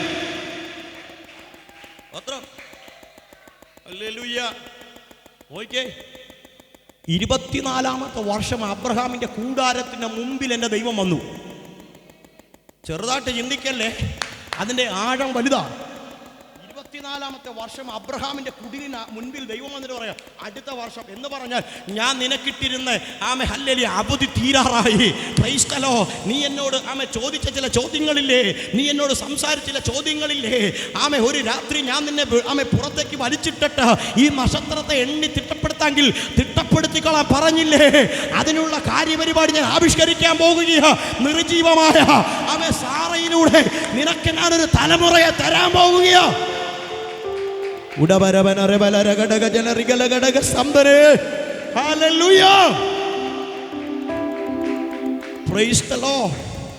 ശ്രദ്ധിക്കണേ, അകത്തിരുന്ന് സാറ ചിരിച്ചു. സാറ ചിരിച്ചതിനൊരു കാരണമുണ്ട്. 25 വർഷം മുമ്പായിരുന്നെങ്കിൽ ചെറിയൊരു പ്രതീക്ഷയ്ക്കെങ്കിലും 25 വർഷം മുമ്പായിരുന്നെങ്കിൽ ചെറിയൊരു പ്രതീക്ഷയെങ്കിലും നിന്റെ പ്രതീക്ഷകൾ മുഴുവൻ അസ്തമിക്കുന്നിടത്ത് എൻ്റെ ദൈവം പദ്ധതി ആരംഭിക്കുന്നത്. സ്തോത്രം. നമ്മുടെ പ്രതീക്ഷകൾ അസ്തമിച്ചെന്ന് ദൈവത്തിന് പൂർണ്ണ ബോധ്യം വരുമ്പോൾ ദൈവം അവനെ പദ്ധതി ആവിഷ്കരിച്ചു തുടങ്ങും. അതിനെ പിന്നെ പിടിച്ചൊതുക്കാൻ പിശാചിന് കഴിയത്തില്ല. അതിനെ തകർക്കാൻ പിശാചിന് കഴിയത്തില്ല.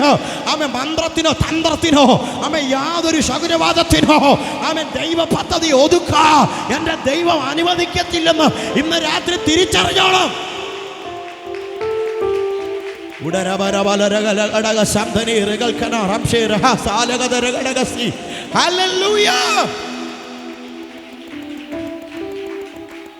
ആമേൻ.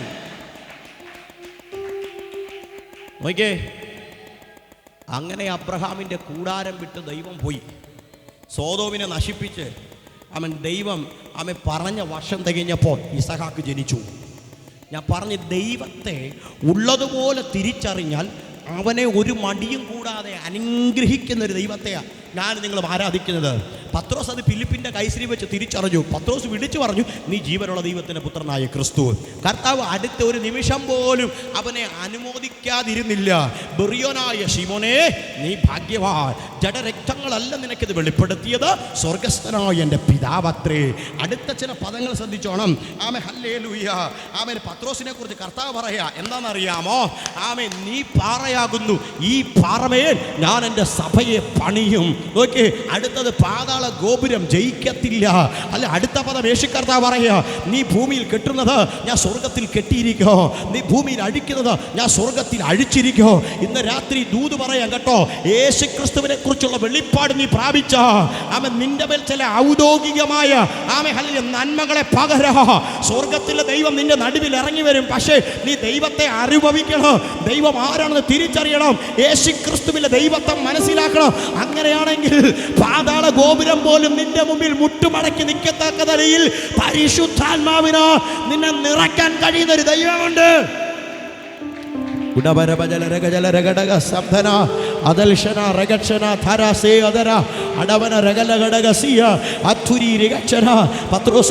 നീ പറയാ, ഞാൻ നിന്നെ തെരഞ്ഞെടുത്ത സമയത്തെ അവൻ നിന്നിലുള്ള പദ്ധതി എനിക്ക് ഇഷ്ടമാ. അതുകൊണ്ട് ഫിലിപ്പിന്റെ കൈശ്രീ വന്നപ്പോ യേശു കർത്താവ് പ്രഖ്യാപിച്ചു, ഈ പാറമേൽ ഞാൻ എൻ്റെ സഭയെ പണിയും, പാതാള ഗോപുരങ്ങൾ ജയിക്കത്തില്ല.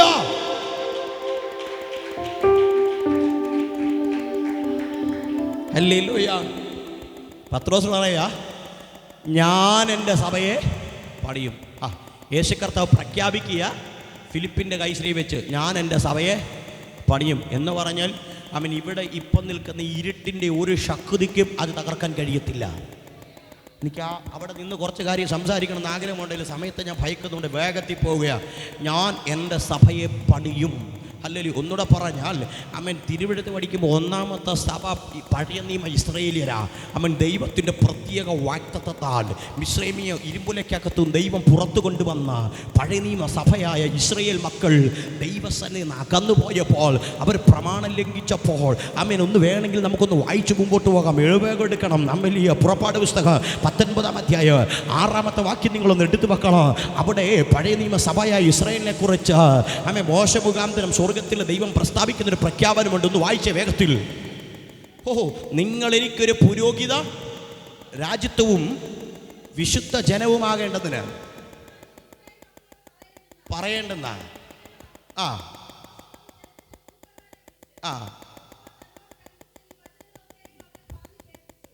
അഞ്ചാമത്തെ വാക്യം മുതൽ വായിച്ചു. അഞ്ചാം വാക്യം.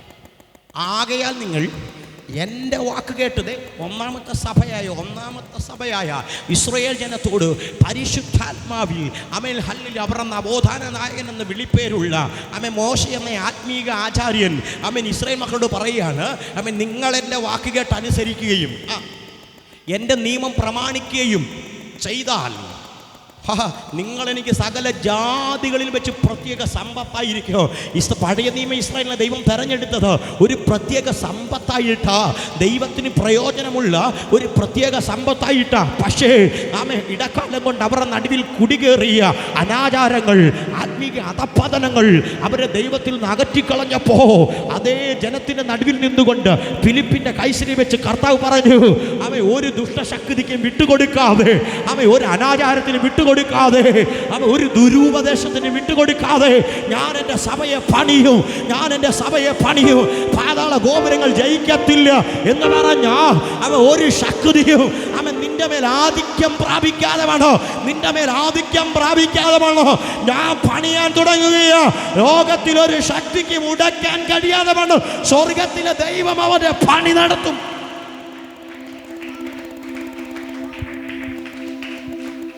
Hallelujah, hallelujah. നോക്കിയേ, ഞാൻ എൻ്റെ സഭയെ പണിയും. അടുത്തത്, പാതാള ഗോപുരങ്ങൾ ജയിക്കുകയില്ല. സ്വർഗ രാജ്യത്തിൻ്റെ താക്കോൽ ഞാൻ നിന്റെ കയ്യിൽ തരികയാ. പത്രോസേ, ആമേൻ. ഒന്നാമതിനോട് പറഞ്ഞത് എന്താ? ഞാൻ നിന്നെ മനുഷ്യനെ പിടിക്കുന്നവരാക്കൂ. അവിടം കൊണ്ട് ഒതുങ്ങിയോ? ഇല്ല. അവൻ ദൈവത്തിൽ അടങ്ങി, യേശു കർത്താവിൽ അടങ്ങിയ ദൈവത്വവും ദൈവത്തിൻ്റെ നിത്യാസ്തിക്യവും തിരിച്ചറിഞ്ഞു കഴിഞ്ഞപ്പോൾ യേശു കർത്താവ് പത്രോസിനോട് പറയുക, സ്വർഗത്തിൻ്റെ താക്കോൽ ഞാൻ നിന്റെ കയ്യിൽ തരാൻ പോവുകയാ. ഇന്ന് രാത്രി നിന്റെ കയ്യിൽ തന്നിരിക്കുന്ന അധികാരത്തിൻ്റെ താക്കോൽ നീ ഉപയോഗിക്കണം കേട്ടോ. അധികാരത്തിൻ്റെ താക്കോൽ ഇന്ന് രാത്രി നീ ഉപയോഗിക്കണം. അവൻ അപ്പാ പിതാവ് എന്ന് വിളിച്ചുകൊണ്ട് സമയഭേദം കൂടാതെ കൃപാസനത്തോളം അടുത്തു ചെല്ലുക. ഒരു പുത്രത്വത്തിന്റെ അവകാശം ദൈവം നമുക്കുള്ളപ്പോ അവൻ സ്വർഗരാജ്യത്തിന്റെ അവകാശിയായി തീരാ. സ്വർഗം നമ്മളെ തിരഞ്ഞെടുത്തപ്പോ ആ അധികാരം നമ്മൾ ഉപയോഗിക്കണം. ഹല്ലേലൂയ. നീ ഭൂമിയിൽ കെട്ടുന്നതൊക്കെയും ഞാൻ സ്വർഗത്തിൽ കെട്ടു. നീ ഭൂമിയിൽ അഴിക്കുന്നതൊക്കെയും ഞാൻ സ്വർഗത്തിൽ അഴിക്കും. പത്രോസിനെ നോക്കി യേശു കർത്താവ് പറഞ്ഞതാ. ഇത്രയും കൂടെ കേട്ട് കഴിഞ്ഞപ്പോൾ പിന്നെ പിശാചിൻ്റെ ഇരിക്കപ്പുറതി ഇല്ലാതായി. കാരണം ഇവനെ ഇനി വിട്ടാൽ ശരിയാകത്തില്ല. ഇവനെ ഇനി വിട്ടാൽ എൻ്റെ സാമ്രാജ്യം അവൻ ഉടയ്ക്കുമെന്ന് പിശാചിനറിയാം. സ്തോത്രം. എല്ലാരെയും ഒന്നും പിശാചിന് വേണ്ട. സ്തോത്രം. എല്ലാരെയും ഒന്നും, എല്ലാ ഞായറാഴ്ചയും ആരാധനയ്ക്ക് വരുന്ന എല്ലാവരെയും പിശാചിന് വേണ്ട. സ്തോത്രം. വേറെ സത്യം പറയാം, ദൈവത്തിനും വേണ്ട. സ്തോത്രം. എല്ലാരെയും ഒന്നും പിശാചിനും വേണ്ട, ദൈവത്തിനും വേണ്ട. ദൈവത്തിനറിയാം ദൈവത്തിനുള്ളത് ആരാണെന്ന്. സ്തോത്രം. അങ്ങനെയുള്ളവരെ ദൈവം സംരക്ഷിക്കും. സ്തോത്രം. നോക്കിയേ, പിശാചിനൊരു കാര്യം മനസ്സിലായി. ഇനി അവൻ പത്രോസ് ജീവിച്ചിരുന്നാൽ, പത്രോസ് ജീവനോടിരുന്നാൽ എൻ്റെ സാമ്രാജ്യം ഇളക്കും. ഇവൻ ഇതിൻ്റെ അടിസ്ഥാനം പിടിച്ചു കുലുക്കും. കാരണം അവനോട് പറഞ്ഞത് എന്നെ തല തകർക്കാൻ വന്നവനാ. സ്തോത്രം. പിശാച് പറയാ, എൻ്റെ തല തകർക്കാൻ വന്നവനാ അവൻ എന്നെക്കുറിച്ച് പറഞ്ഞിരിക്കുന്നത് പാതാള ഗോപുരം ജയിക്കത്തില്ലെന്ന്. പിന്നെ പിശാച് അടങ്ങിയിരിക്കുവോ? ഇന്ന് പകൽക്കാലം ദൈവം പറഞ്ഞ വാഗ്ദത്തം നമ്മുടെ തലയ്ക്ക് മീതെ കിടപ്പുണ്ടെങ്കിൽ ശത്രുവിനെ ഒതുക്കാൻ നോക്കും. പക്ഷെ ശത്രു ഒതുക്കാൻ നോക്കും തോറും അതിന് മീതെ കയറി നിൽക്കുന്ന ഒരു അഭിഷേകം പ്രാപിച്ചു വേണം ഈ ഉപവാസ പ്രാർത്ഥന കഴിഞ്ഞ് ഞാൻ നിങ്ങൾ എഴുന്നേക്കാം. ഹല്ലേലൂയ. ദൈവമക്കളെ, ആമേൻ, ആമേൻ. ദൈവം നമുക്ക് തന്നിരിക്കുന്ന ഈ ആയുസിൽ ദൈവത്തിന് മഹത്വം പറയാൻ ഒരുക്കമാണെങ്കിൽ, അവൻ ദൈവത്തിന് അരുളപ്പാടുകൾക്ക് ഒത്തവണ്ണം ജീവിക്കാൻ ഒരുക്കമാണെങ്കിൽ ദൈവം നമ്മളെ മാനിക്കാൻ തുടങ്ങും. ഇനി ഒരു തെളിവൂടെ പറയാം. ദൈവം നമ്മുടെ തലമുറയോടോ നമ്മളോടോ എന്തെങ്കിലും വാഗ്ദത്തം ചെയ്താൽ അതിൻ്റെ അടയാള സഹിതം ദൈവം ശേഷിപ്പിക്കും. ഹല്ലേലൂയ. അയ്യോ, നല്ലൊരു സ്തോത്രം പറയുന്ന കരുതിയേ. ദൈവമക്കളെ, ദൈവം നമ്മളോടൊരു വാഗ്ദത്തം പറഞ്ഞാൽ അത് അടയാള സഹിതം ദൈവം ശേഷിപ്പിക്കും. പറയാം, അപ്പൊ നിങ്ങൾ മനസ്സിലാവും. ഇത് മുഴുവൻ പത്രോസിനോടുള്ള വാഗ്ദത്തങ്ങളാണ്. ദൈവം പറയാ, യേശു കർത്താവ് കൂടെ നടക്കുമ്പോഴാണ് ഈ വാഗ്ദത്തങ്ങൾ മുഴുവൻ പത്രോസ് പ്രാപിച്ചെടുക്കുന്നത്. ഇതിൽ പരം ഭാഗ്യം പത്രോസിനുണ്ടോ? ഈ പത്രോസിനെ നോക്കിയാൽ ആമേ പുതിയ നിയമത്തിൽ ആമേ ഏറ്റവും കൂടുതൽ ഇൻസിഡൻസ് സംഭവിച്ചുള്ള പത്രോസിനെ സംബന്ധിച്ചാണ്. പത്രോസിനോട് പറഞ്ഞാൽ അതിനെ മനുഷ്യനെ പിടിക്കുന്നവനാക്കും. പത്രോസിൻ്റെ വീട്ടിൽ ചെന്ന് അമ്മായിയമ്മയെ സൗഖ്യമാക്കി. പത്രോസിനെ കൂട്ടിക്കൊണ്ടുപോയി ആമെ കരം കൊടുക്കാൻ പണമില്ലാത്തതുകൊണ്ട് ആമ നീ ചൂണ്ടയാട്ട് പോയി ആമെ മീനെ പിടിച്ചുകൊണ്ട് അതിന് വായിന്ന് കിട്ടുന്ന ദ്രമ്മയെടുത്ത് ആമ ചുങ്കക്കാർക്ക് കൊടുക്കാൻ പറഞ്ഞു. ഹല്ലേലൂയ. ആമ ഈ പത്രോസ് തന്നെ യേശുവിനെ തള്ളിപ്പറഞ്ഞത് ഈ പത്രോസ് തന്നെയാണ്. ഹല്ലേലൂയ. ആമ മൽക്കോസിനെ കാത് വെട്ടിയത് ആമ പിന്നത്തതിൽ ഈ പത്രോസിനെ ദൈവം ശക്തമായി ഉപയോഗിച്ചു. അപ്പോൾ പത്രോസിനെ ചുറ്റിപ്പറ്റി തന്നെ ഒത്തിരി ഇൻസിഡൻ്റ് ഉണ്ട്. കാരണം എന്നാണെന്നറിയാമോ? ഇവൻ്റെ മേൽ ചില വാഗ്ദത്തങ്ങൾ കിടപ്പുണ്ട്. എല്ലാവരെയും കൊണ്ട് നടക്കുന്ന പോലെ അല്ല. യേശു കർത്താവിൽ ഇന്നർ സർക്കിൾ നോക്കിയാൽ ആ ഇന്നർ സർക്കിളിനകത്തും പത്രോസ് ഉണ്ട്. തീർന്നില്ല. അവൻ ഹല്ലേലൂയ മറുരൂപമലയിൽ യേശു കർത്താവ് അവന്റെ ദിവ്യരൂപം വെളിപ്പെടുത്തിയപ്പോ പത്രോസ് വിളിച്ചു പറഞ്ഞു, നാഥാ, നാം ഇവിടെ ഇരിക്കും നല്ലത്. ഞാൻ നിനക്കും മോശയ്ക്കും ഏലിയാവിനും അമ്മ കുടിലുണ്ടാക്കാം. അപ്പൊ പുതിയ നിയമത്തിനകത്ത് പത്രോസിനെ ചുറ്റിപ്പറ്റി ഒത്തിരി ഇൻസിഡന്റ് ഉണ്ട്. കാരണം എന്നാണെന്നറിയാമോ? ഇവന്റെ മേലെ ഒരു വലിയ വാഗ്ദത്തം കിടപ്പുണ്ട്. ഞാൻ പറഞ്ഞില്ല, ദൈവം ഒരു വാഗ്ദത്തം പറഞ്ഞാൽ അതിൻ്റെ തെളിവ് സഹിതം ഭൂമിയിൽ അവശേഷിപ്പിക്കും. അത് എന്നും ഒരു നിത്യ അടയാളമായിരിക്കും. രണ്ട് ഉദാഹരണം പറയുമ്പോൾ നിങ്ങൾക്ക് മനസ്സിലാക്കും. അബ്രഹാമിനോട് പറഞ്ഞു, ഞാൻ നിനക്ക് സന്തതി തരും. എങ്ങനെ തരും? ഈ കടൽ തീരത്തെ മണൽത്തരി പോലെ എന്ത് ചെയ്യാം? സ്തോത്രം. അബ്രഹാം മരിച്ചു, ഇസഹാക്ക് മരിച്ചു, യാക്കോബ് മരിച്ചു, ഗോത്രപിതാക്കന്മാരെല്ലാം മരിച്ചു, അവരുടെ രാജാക്കന്മാരെല്ലാം മരിച്ചു. എന്നിട്ടും ഇന്നും ദൈവം പറഞ്ഞ വാഗ്ദത്തത്തിന്റെ അടയാളം അവിടെ ശേഷിക്കുന്നുണ്ട്. സ്തോത്രം. അബ്രഹാമിനോട് ദൈവം പറഞ്ഞു, ഈ ആകാശത്തിലെ നക്ഷത്രത്തെ എന്നെ തിട്ടപ്പെടുത്താമെങ്കിൽ നീ തിട്ടപ്പെടുത്ത്, ഇതുപോലെ ഞാൻ നിനക്ക് സന്തതി തരാം. ഇന്നും നക്ഷത്രത്തെ ഒരു അടയാളമായി അബ്രഹാമിയ വംശജർ ഓർക്കാൻ വേണ്ടി ദൈവം ആകാശത്തിൽ നിക്ഷേപിച്ചിരിക്കുക. അപ്പൊ ദൈവം നമ്മുടെ തലമുറയുടെ ഒരു ദൂത് പറഞ്ഞാൽ അത് അടയാള സഹിതം ദേശത്ത് ശേഷിപ്പിക്കും. സഭയുടെ ഒരു ദൂത് പറഞ്ഞാൽ അത് അടയാള സഹിതം ദൈവം വെളിപ്പെടുത്തും. അതിനെ ഉടയ്ക്കാൻ പിശാചിന് കഴിയത്തില്ല. ഹല്ലേലൂയ. നോക്കിയേ, അപ്പം ഈ ചില്ലറ പുള്ളിയൊന്നുമല്ല ആര്? പത്രോസ്. ഒന്നും അറിയാതെ യേശുവിൻ്റെ കൂടെ നടക്കുക. സ്തോത്രം. നമ്മളൊക്കെ പറയും അല്പം എടുത്തിയാട്ടം ഉണ്ടെങ്കിലും കൊള്ളാം അല്ലേ? പത്രോസിന് അല്പം എടുത്തിയാട്ടം ഉണ്ടെങ്കിലും ഇവൻ്റെ മേലൊരു വലിയ വാഗ്ദത്തം കിടപ്പുണ്ട്. അത് പ്രവാചകന്മാർ പറഞ്ഞ വാഗ്ദത്തമല്ല, പുരോഹിതന്മാർ കൈവച്ച് കൊടുത്ത വാഗ്ദത്തമല്ല, സാക്ഷാൽ ദൈവപുത്രൻ അവൻ്റെ അധരത്തിലൂടെ കൈമാറി കൊടുത്ത വാഗ്ദത്തമാ. അതിനാഴം കൂടും, അതിന് വില കൂടും. ഇങ്ങനെ ഒരുവനെ പിശാചിന്റെ കൈ കിട്ടിയാൽ അവൻ തകർക്കാൻ തന്നെ ശ്രമിക്കും. ഹല്ലേലൂയ. അപ്പൊ ഫിലിപ്പിന്റെ കൈസരിൽ വെച്ച് ഏകദേശം 6 വാഗ്ദത്തങ്ങൾ പത്രോസിന് കിട്ടി. സ്തോത്രം. ഇവൻ അവിടെ തൊട്ട് ഈ വാഗ്ദത്വം ചുമക്കുക. അടുത്തത് നമുക്കൊന്ന് എടുത്തു വെക്കണം. യോഹന്നാന്റെ സുവിശേഷം 6-ാം അധ്യായം 68-ാമത്തെ വാക്യം. അവിടെ വരുമ്പോൾ പത്രോസിന്റെ വേറൊരു സ്റ്റേറ്റ്മെന്റ് ഉണ്ട്. അത് വളരെ പ്രസക്തമായ സ്റ്റേറ്റ്മെന്റ്. ഓക്കെ, ഈ വാഗ്ദത്വം എല്ലാം ചുമന്നുകൊണ്ട് നടക്കുമ്പോൾ പത്രോസ് വീണ്ടും ഒരു പ്രഖ്യാപനം കൂടെ നടത്തി. വായിച്ചേ. ശീമോൻ പത്രോസ് അവനോട്, കർത്താവേ, ഞങ്ങൾ ആരുടെ അടുക്ക പോകും? നിത്യജീവന്റെ വചനങ്ങൾ നിന്റെ മക്കളുണ്ട്. ഓ, ഫിലിപ്പിന്റെ കൈശരിൽ കേട്ട വാഗ്ദത്തം അവന്റെ തലയ്ക്ക് മീതെ ഇരിക്കുമ്പോ അവൻ വീണ്ടും ദൈവപുത്രന്റെ മുഖത്ത് നോക്കിയിട്ട് പറഞ്ഞു, നിത്യജീവന്റെ വചനം നിന്റെ മക്കളുണ്ട്. സ്തോത്രം. എൻ്റെ അർത്ഥം ഇത്രയേ ഉള്ളൂ. ഇനി ഞങ്ങൾ യെരൂശലേമിലെ പുരോഹിതന്മാരുടെ അടുത്ത് പോയിട്ട് ഒരു കാര്യവും ഇല്ല. ഉണ്ടോ?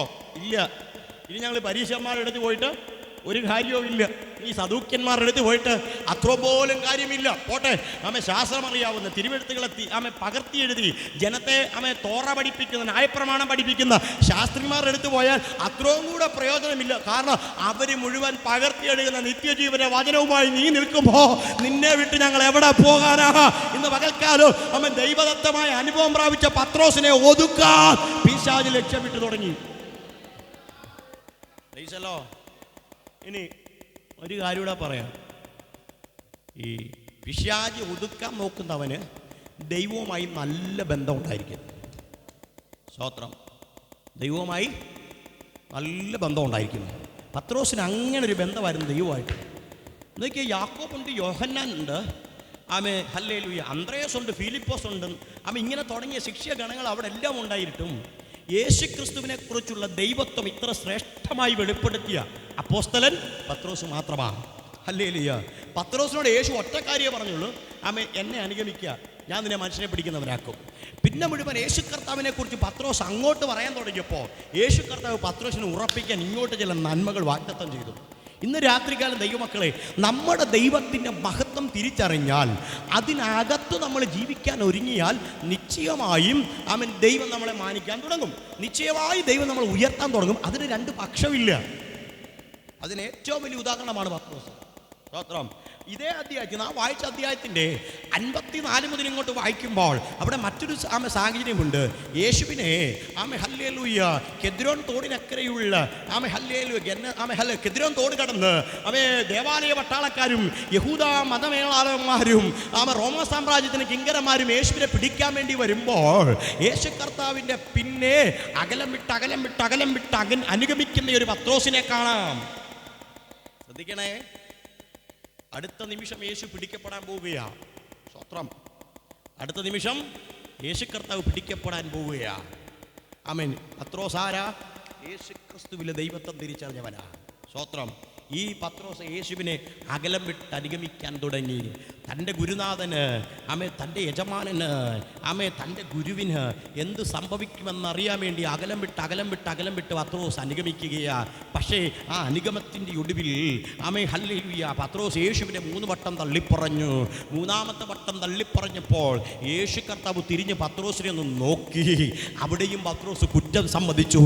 അവൻ പുറത്തുപോയി ഉറക്കെ കരഞ്ഞുവെന്ന തിരുവെഴുത്തിനകത്ത് എഴുതിയിരിക്കുന്നത്. ഞാൻ പറഞ്ഞല്ലോ, പാപം സംഭവിച്ചാൽ, കുറവ് സംഭവിച്ചാൽ ഏറ്റു പറയാൻ മനസ്സുള്ള മനുഷ്യനായിരുന്നു പത്രോസ്. പത്രോസ് അല്പം എടുത്തുചാട്ടക്കാരനാണെങ്കിലും അവനിൽ എടുത്തു പറയേണ്ട ചില ക്വാളിറ്റികളുണ്ടായിരുന്നു. സ്തോത്രം. ഇന്ന് പകൽക്കാലം സ്വർഗം നോക്കുന്നത് അങ്ങനെ തന്നെയാ. നമ്മുടെ സാഹചര്യങ്ങൾക്കകത്ത് നിന്നുകൊണ്ട് വന്നുപോയ കുറവുകളെ മറച്ചു വെക്കാതെ സ്വർഗീയ കോടതിക്ക് മുമ്പിൽ ആരേറ്റു പറയുമോ അവനെ ദൈവം മാനിക്കും കേട്ടോ. പാപം മറച്ചു വെക്കാതെ ദൈവമേ എനിക്ക് തെറ്റുപറ്റിപ്പോയി, ഞാൻ നിന്നോടും സ്വർഗത്തോടും പാപം ചെയ്തെന്ന് പറയാൻ മനസ്സുള്ളവനെ ആദരിക്കുന്ന ഒരു ദൈവമുണ്ട്. സ്തോത്രം. ഒരു കാര്യം ഇവിടെ ഇറങ്ങി പറയാം. പത്രോസ് യേശുക്രിസ്തുവിന്റെ ദൈവത്വം എന്ത് ചെയ്തു?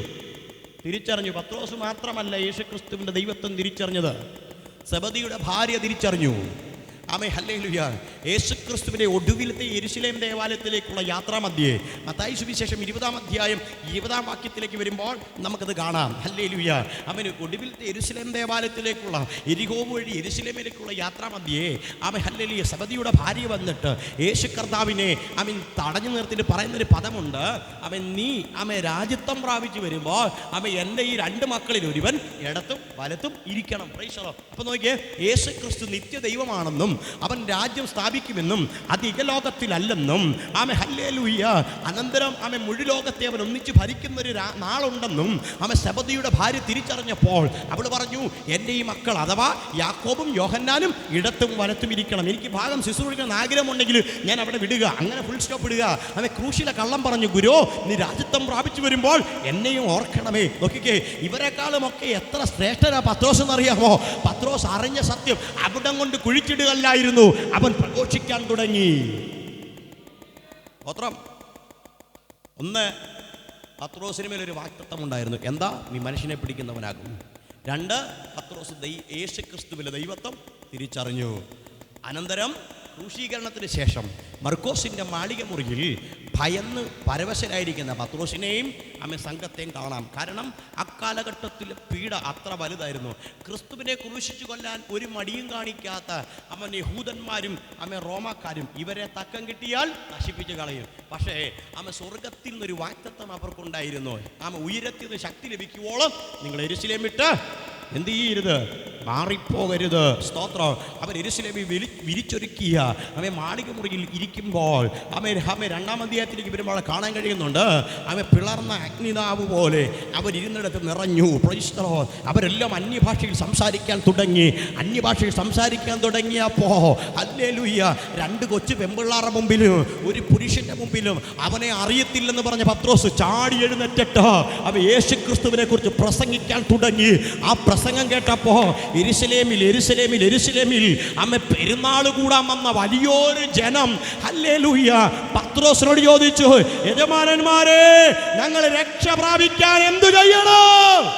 ഇന്ന് രാത്രി ഞങ്ങളെ കേൾക്കുന്ന ദേശമേ, ആരെങ്കിലും ഈ രക്ഷയിൽ വന്നിട്ടില്ലെങ്കിൽ മറ്റൊരുത്തനിലും രക്ഷയില്ല. നാം രക്ഷിക്കപ്പെടുവാൻ ആകാശത്തിന് കീഴിൽ മനുഷ്യരുടെ ഇടയിൽ ഭൂമിക്ക് മീതെ ഒരേ ഒരു നാമം. Hallelujah, hallelujah. അത് നസ്രയനായ യേശു ക്രിസ്തുവിന്റെ നാമം. Hallelujah, hallelujah. നോക്കിയേ, പന്തിരുവരുടെ കൂട്ടത്തിൽ പത്രോസ് ചാടി എഴുന്നിട്ട് യേശു ക്രിസ്തുവിനെ കുറിച്ച് പ്രസംഗിക്കാൻ തുടങ്ങി. പ്രസംഗം തുടങ്ങിയപ്പോൾ അകത്ത് കുത്തുകൊള്ളാൻ തുടങ്ങി. സ്തോത്രം. അകത്ത് കുത്തുകൊള്ളാൻ തുടങ്ങി. നിങ്ങൾ ക്രൂശിച്ചു കൊന്ന നസ്രയനായ യേശു ക്രിസ്തുവാണ് ഞങ്ങളുടെ രക്ഷിതാഭണമെന്ന് പത്രോസ് മടി കൂടാതെ പ്രസംഗിക്കാൻ തുടങ്ങി. ആ പ്രസംഗത്തിൻ്റെ ഒടുവിൽ അപ്പോസ്തലപ്രവൃത്തി 2-ാം അധ്യായം 41-ാമത്തെ വാക്യത്തിലേക്ക് വരുമ്പോൾ അവിടെ കാണാൻ കഴിയുന്നത് 3000 എണ്ണം സഭയോട് ചേർന്നു. ആമേ ഹല്ലേ. 3-ാം അധ്യായത്തിൽ അവൻ സുന്ദരമെന്ന ദേവാലയ ഗോപുരത്തിലേക്ക് ചെന്നപ്പോൾ അമ്മയുടെ ഗർഭം മുതൽ മുടന്തനായ ഒരു മനുഷ്യനെ കണ്ടു. ആമേ, ഞങ്ങൾക്ക് തരാൻ വെള്ളിയും പൊന്നൊന്നുമില്ല, നസ്രയനായ യേശുവിൻ്റെ അധികാരമുള്ള നാമത്തിൽ ചാടി എഴുന്നേക്കാന്ന് പറഞ്ഞപ്പോൾ അവൻ്റെ നരിയാണി ഉറച്ചു. അതുവരെ ഭിക്ഷ യാചിച്ചിരുന്ന മനുഷ്യൻ ആലയത്തിലേക്ക് തുള്ളിച്ചാടി അമ്മ കുതിച്ചുകൊണ്ട് കയറി ചെന്ന് യേശുക്രിസ്തുവിനെ പുകഴ്ത്താൻ തുടങ്ങി. അവൻ ഇത് കണ്ട യഹൂദന്മാർക്ക് സഹിച്ചില്ല. 4-ാം അധ്യായത്തിൽ 1-ാമത്തെ സഭയുടെ 1-ാം നൂറ്റാണ്ടിലെ സഭയുടെ ആദ്യത്തെ പീഡനം ആരംഭിക്കുക.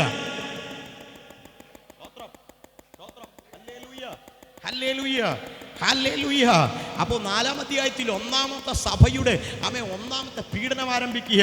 അവർ ചോദിച്ചു, നോക്കണേ, പത്രോസും യോഹന്നാനും സന്നിധി സംഘത്തിന്റെ നടുവിൽ, ഒന്നുകൂടെ പറഞ്ഞാൽ മഹാപുരോഹിതന്മാരുടെ നടുവിൽ നിൽക്കുകയാ. 72 പേരടങ്ങുന്ന യഹൂദ മതകോടതിയുടെ മുമ്പിൽ നിൽക്കുകയാ. അവിടെ നിന്നിട്ട് പത്രോസിനെ മുട്ടുപറച്ചില്ല. പണ്ട് 2 പെൺപിള്ളാരുടെയും ഒരു പുരുഷന്റെ മുമ്പിൽ മുട്ടുപറച്ചു പോയ പത്രോസ് 72 പേരും നിരനിന്നിട്ടോ അവരുടെ നടുവിൽ നിന്നുകൊണ്ട് വിളിച്ചു പറഞ്ഞു, മറ്റൊരുത്തനും രക്ഷയില്ല. 4-ാം അധ്യായം 12-ാം വാക്യത്തിലേക്ക് വരുമ്പോ പത്രോസ് ആധികാരികമായി വിളിച്ചു പറഞ്ഞു, മറ്റൊരുത്തനും രക്ഷയില്ല. ഇന്ന് രാത്രികാലം എന്നെ കേൾക്കുന്ന ദേശമേ, എന്നെ കേൾക്കുന്ന സഭയെ, ആത്മാവി ദൂത് പറയാ, പ്രൈസ് ദി ലോർഡ്. നിനക്ക് രക്ഷ പ്രാപിപ്പ ഒത്തിരി നാമങ്ങളൊന്നുമില്ല, നിനക്ക് രക്ഷ പ്രാപിപ്പ ഒത്തിരി സ്ഥലങ്ങളില്ല.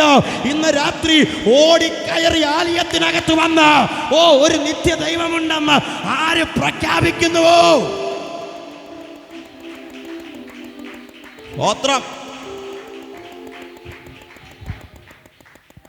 പത്രോസും യോഹന്നാനും നിൽക്കുന്നതേ ചെറിയ ആൾക്കാരുടെ മുമ്പിലല്ല.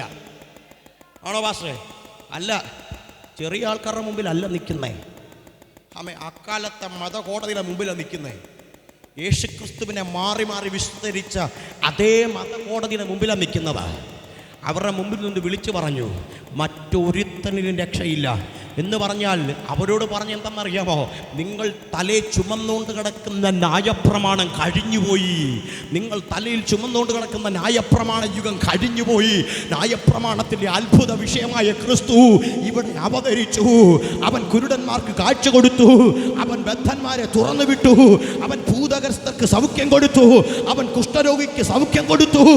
അവൻ 38 വർഷമായി ബെഥസ്ദയിലെ മുടന്തന് സൗഖ്യം കൊടുത്തു. അവനെ നിങ്ങൾ ക്രൂശിച്ചു, അവൻ ഇന്ന് ഉയർത്തെഴുന്നേറ്റു. അതുകൊണ്ട് യഹൂദന്മാരെ, മറ്റൊരുത്തരിലും രക്ഷയില്ല. ഇന്ന് രാത്രികാലം ദൂത് പറയാ, നിന്റെ മേലൊരു വാഗ്ദത്തമുണ്ടെങ്കിൽ നീ ലോകത്തെ ഭയപ്പെടത്തില്ല. നിന്റെ മേൽ വാഗ്ദത്തമുണ്ടെങ്കിൽ നീ ദേശത്തെ ഭയപ്പെടത്തില്ല.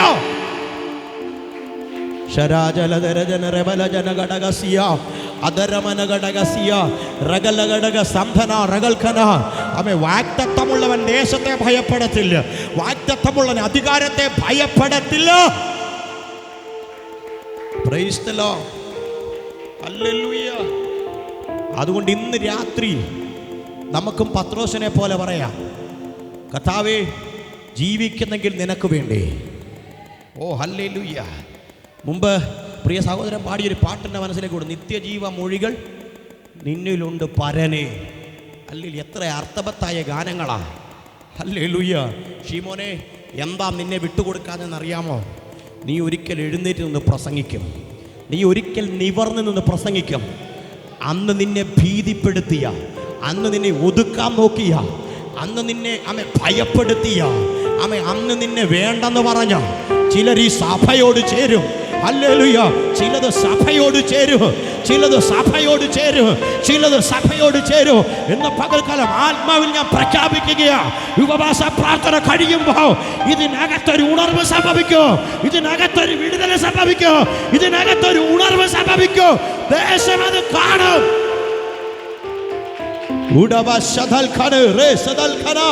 ഹല്ലേലൂയ, ഹല്ലേലൂയ, ആമേൻ, ഹല്ലേലൂയ.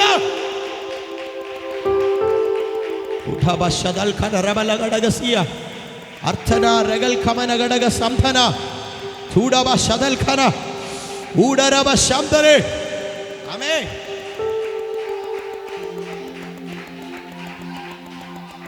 അഞ്ച് മിനിറ്റ് കൊണ്ട് ഞാൻ നിർത്തും. 5 മിനിറ്റ് കൊണ്ട് 5 മിനിറ്റ് കൊണ്ട് നിർത്തും. എന്നെ ശ്രദ്ധിക്കണം. സ്തോത്രം. ഹല്ലേലൂയ. യഹൂദന്മാർ കാത്തിരുന്നു.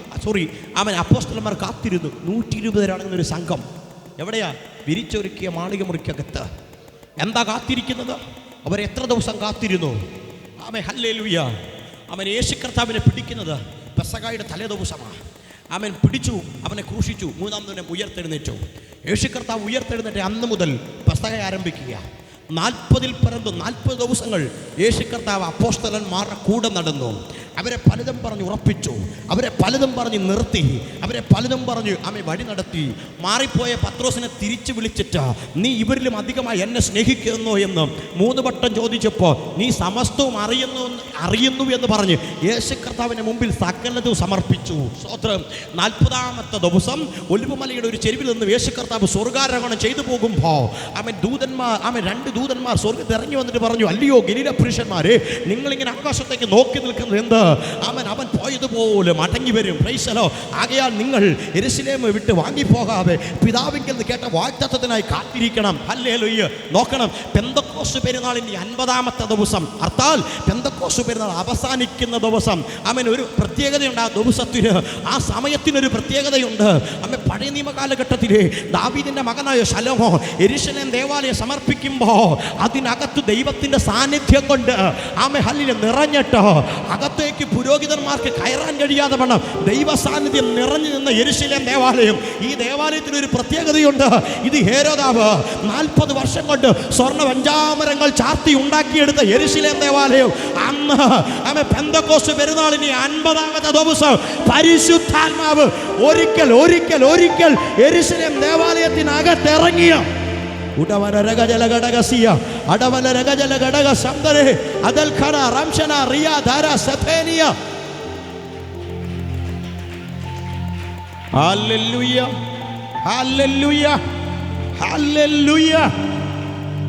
ശ്രദ്ധിച്ചേ,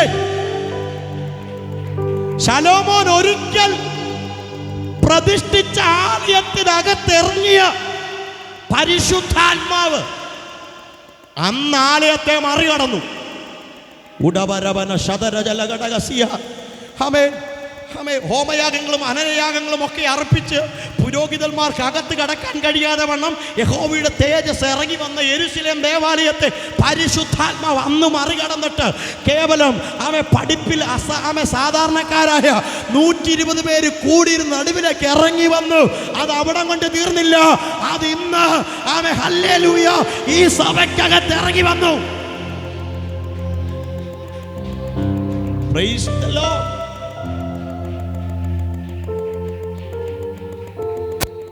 യെരൂശലേം ദേവാലയത്തെ മറികടന്നിറങ്ങി വന്ന പരിശുദ്ധാത്മാവ് അന്ന് കൂടിയിരുന്ന 120 പേരുടെ നടുവിൽ ഇറങ്ങി വന്നു. അതവിടെ കൊണ്ട് നിന്നില്ല. ഓലത്താനി എന്ന് പറയുന്ന ദേശത്ത് വേർപെട്ട് ദൈവത്തെ ആരാധിക്കുന്ന ദൈവസഭയ്ക്കകത്ത് ചിലരുടെ മേൽ ഇറങ്ങി വന്നു. ഇത് തീരത്തില്ല. ഉപവാസം കഴിയും മുമ്പ് ചിലരുടെ മേൽ ദൈവം പകരും. ചിലരുടെ മേൽ ദൈവം പകരും. എത്ര പേർക്ക് ഉറപ്പുണ്ട്? ഞാൻ ചിലത് പ്രാപിച്ചേ ഉപവാസം കഴിഞ്ഞ് എഴുന്നേക്കത്തുള്ളൂ.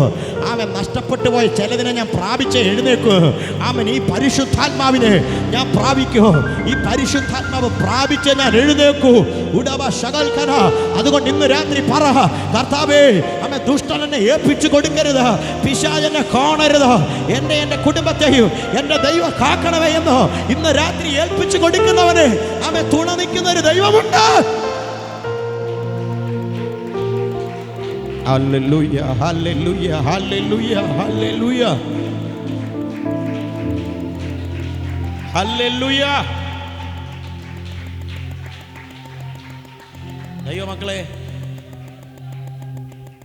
പ്രാർത്ഥനയിൽ മടുത്തു പോകരുത്. ആമേൻ.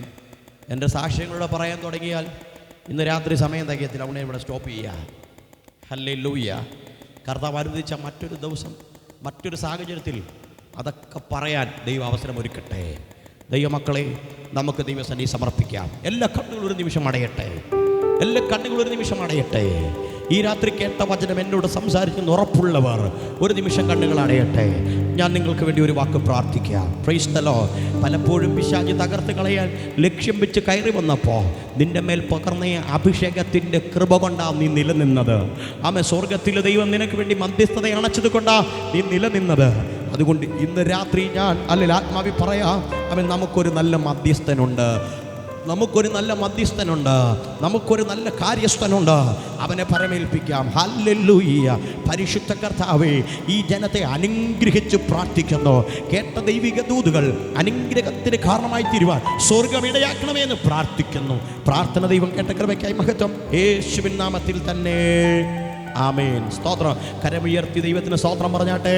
Hallelujah, hallelujah, hallelujah. Praise the lord. പ്രത്യേകാൽ ഈ രാത്രിയിലും പകലിലും ശുശ്രൂഷക്കായി എന്നെ ക്ഷണിച്ച കർത്താവിൻ്റെ ദാസൻ മെഫിൻ രാജ് അവറുകളോടും കുടുംബത്തോടും ദൈവസഭയോടും ആമേൻ എന്നെ വളരെ ക്ഷമയോടെ വീക്ഷിച്ച കേട്ട ദൈവമക്കളോടും ദേശത്തോട് യേശു ക്രിസ്തുവിൻ്റെ നാമത്തിൽ നന്ദി പറയുന്നു. ദൈവം നിങ്ങളെ ധാരാളം അനുഗ്രഹിക്കട്ടെ. ഞങ്ങളെയും ഓർത്ത് പ്രാർത്ഥിക്കുക. ആമേൻ. ദൈവം എല്ലാവരെയും അനുഗ്രഹിക്കുമാറാകട്ടെ. സ്തോത്രം.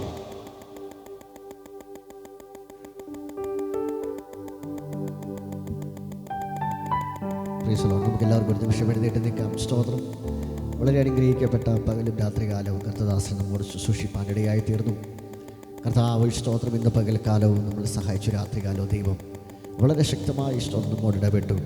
വേദപുസ്തകത്തിൽ നിന്ന് ദൈവദാസൻ സ്തോത്രം സഭയോട് അറിയിച്ചത് ഇങ്ങനെയാണ്: പത്രോസേ, നിങ്ങളെ ശിമോനെ ഗോതമ്പ് പോലെ മാറ്റിക്കളയേണ്ടതിന് എന്നോട് പലവട്ടം കൽപ്പന ചോദിച്ചു, അനുവാദം ചോദിച്ചു, അധികാരം ചോദിച്ചു. പക്ഷേ നിങ്ങളുടെ വിശ്വാസം പോകുമെന്ന് എനിക്കറിയാം. അതുകൊണ്ട് ഞാൻ അതിനെ സമ്മതിച്ചില്ല. സ്തോത്രം. എങ്കിലും ഞാൻ നിങ്ങളോട് പറയുന്നു, ഇങ്ങനെയാണ് സ്തോത്രം, ഞാൻ എൻ്റെ സഭയെ പണിയും, പാതാള ഗോപുരങ്ങൾ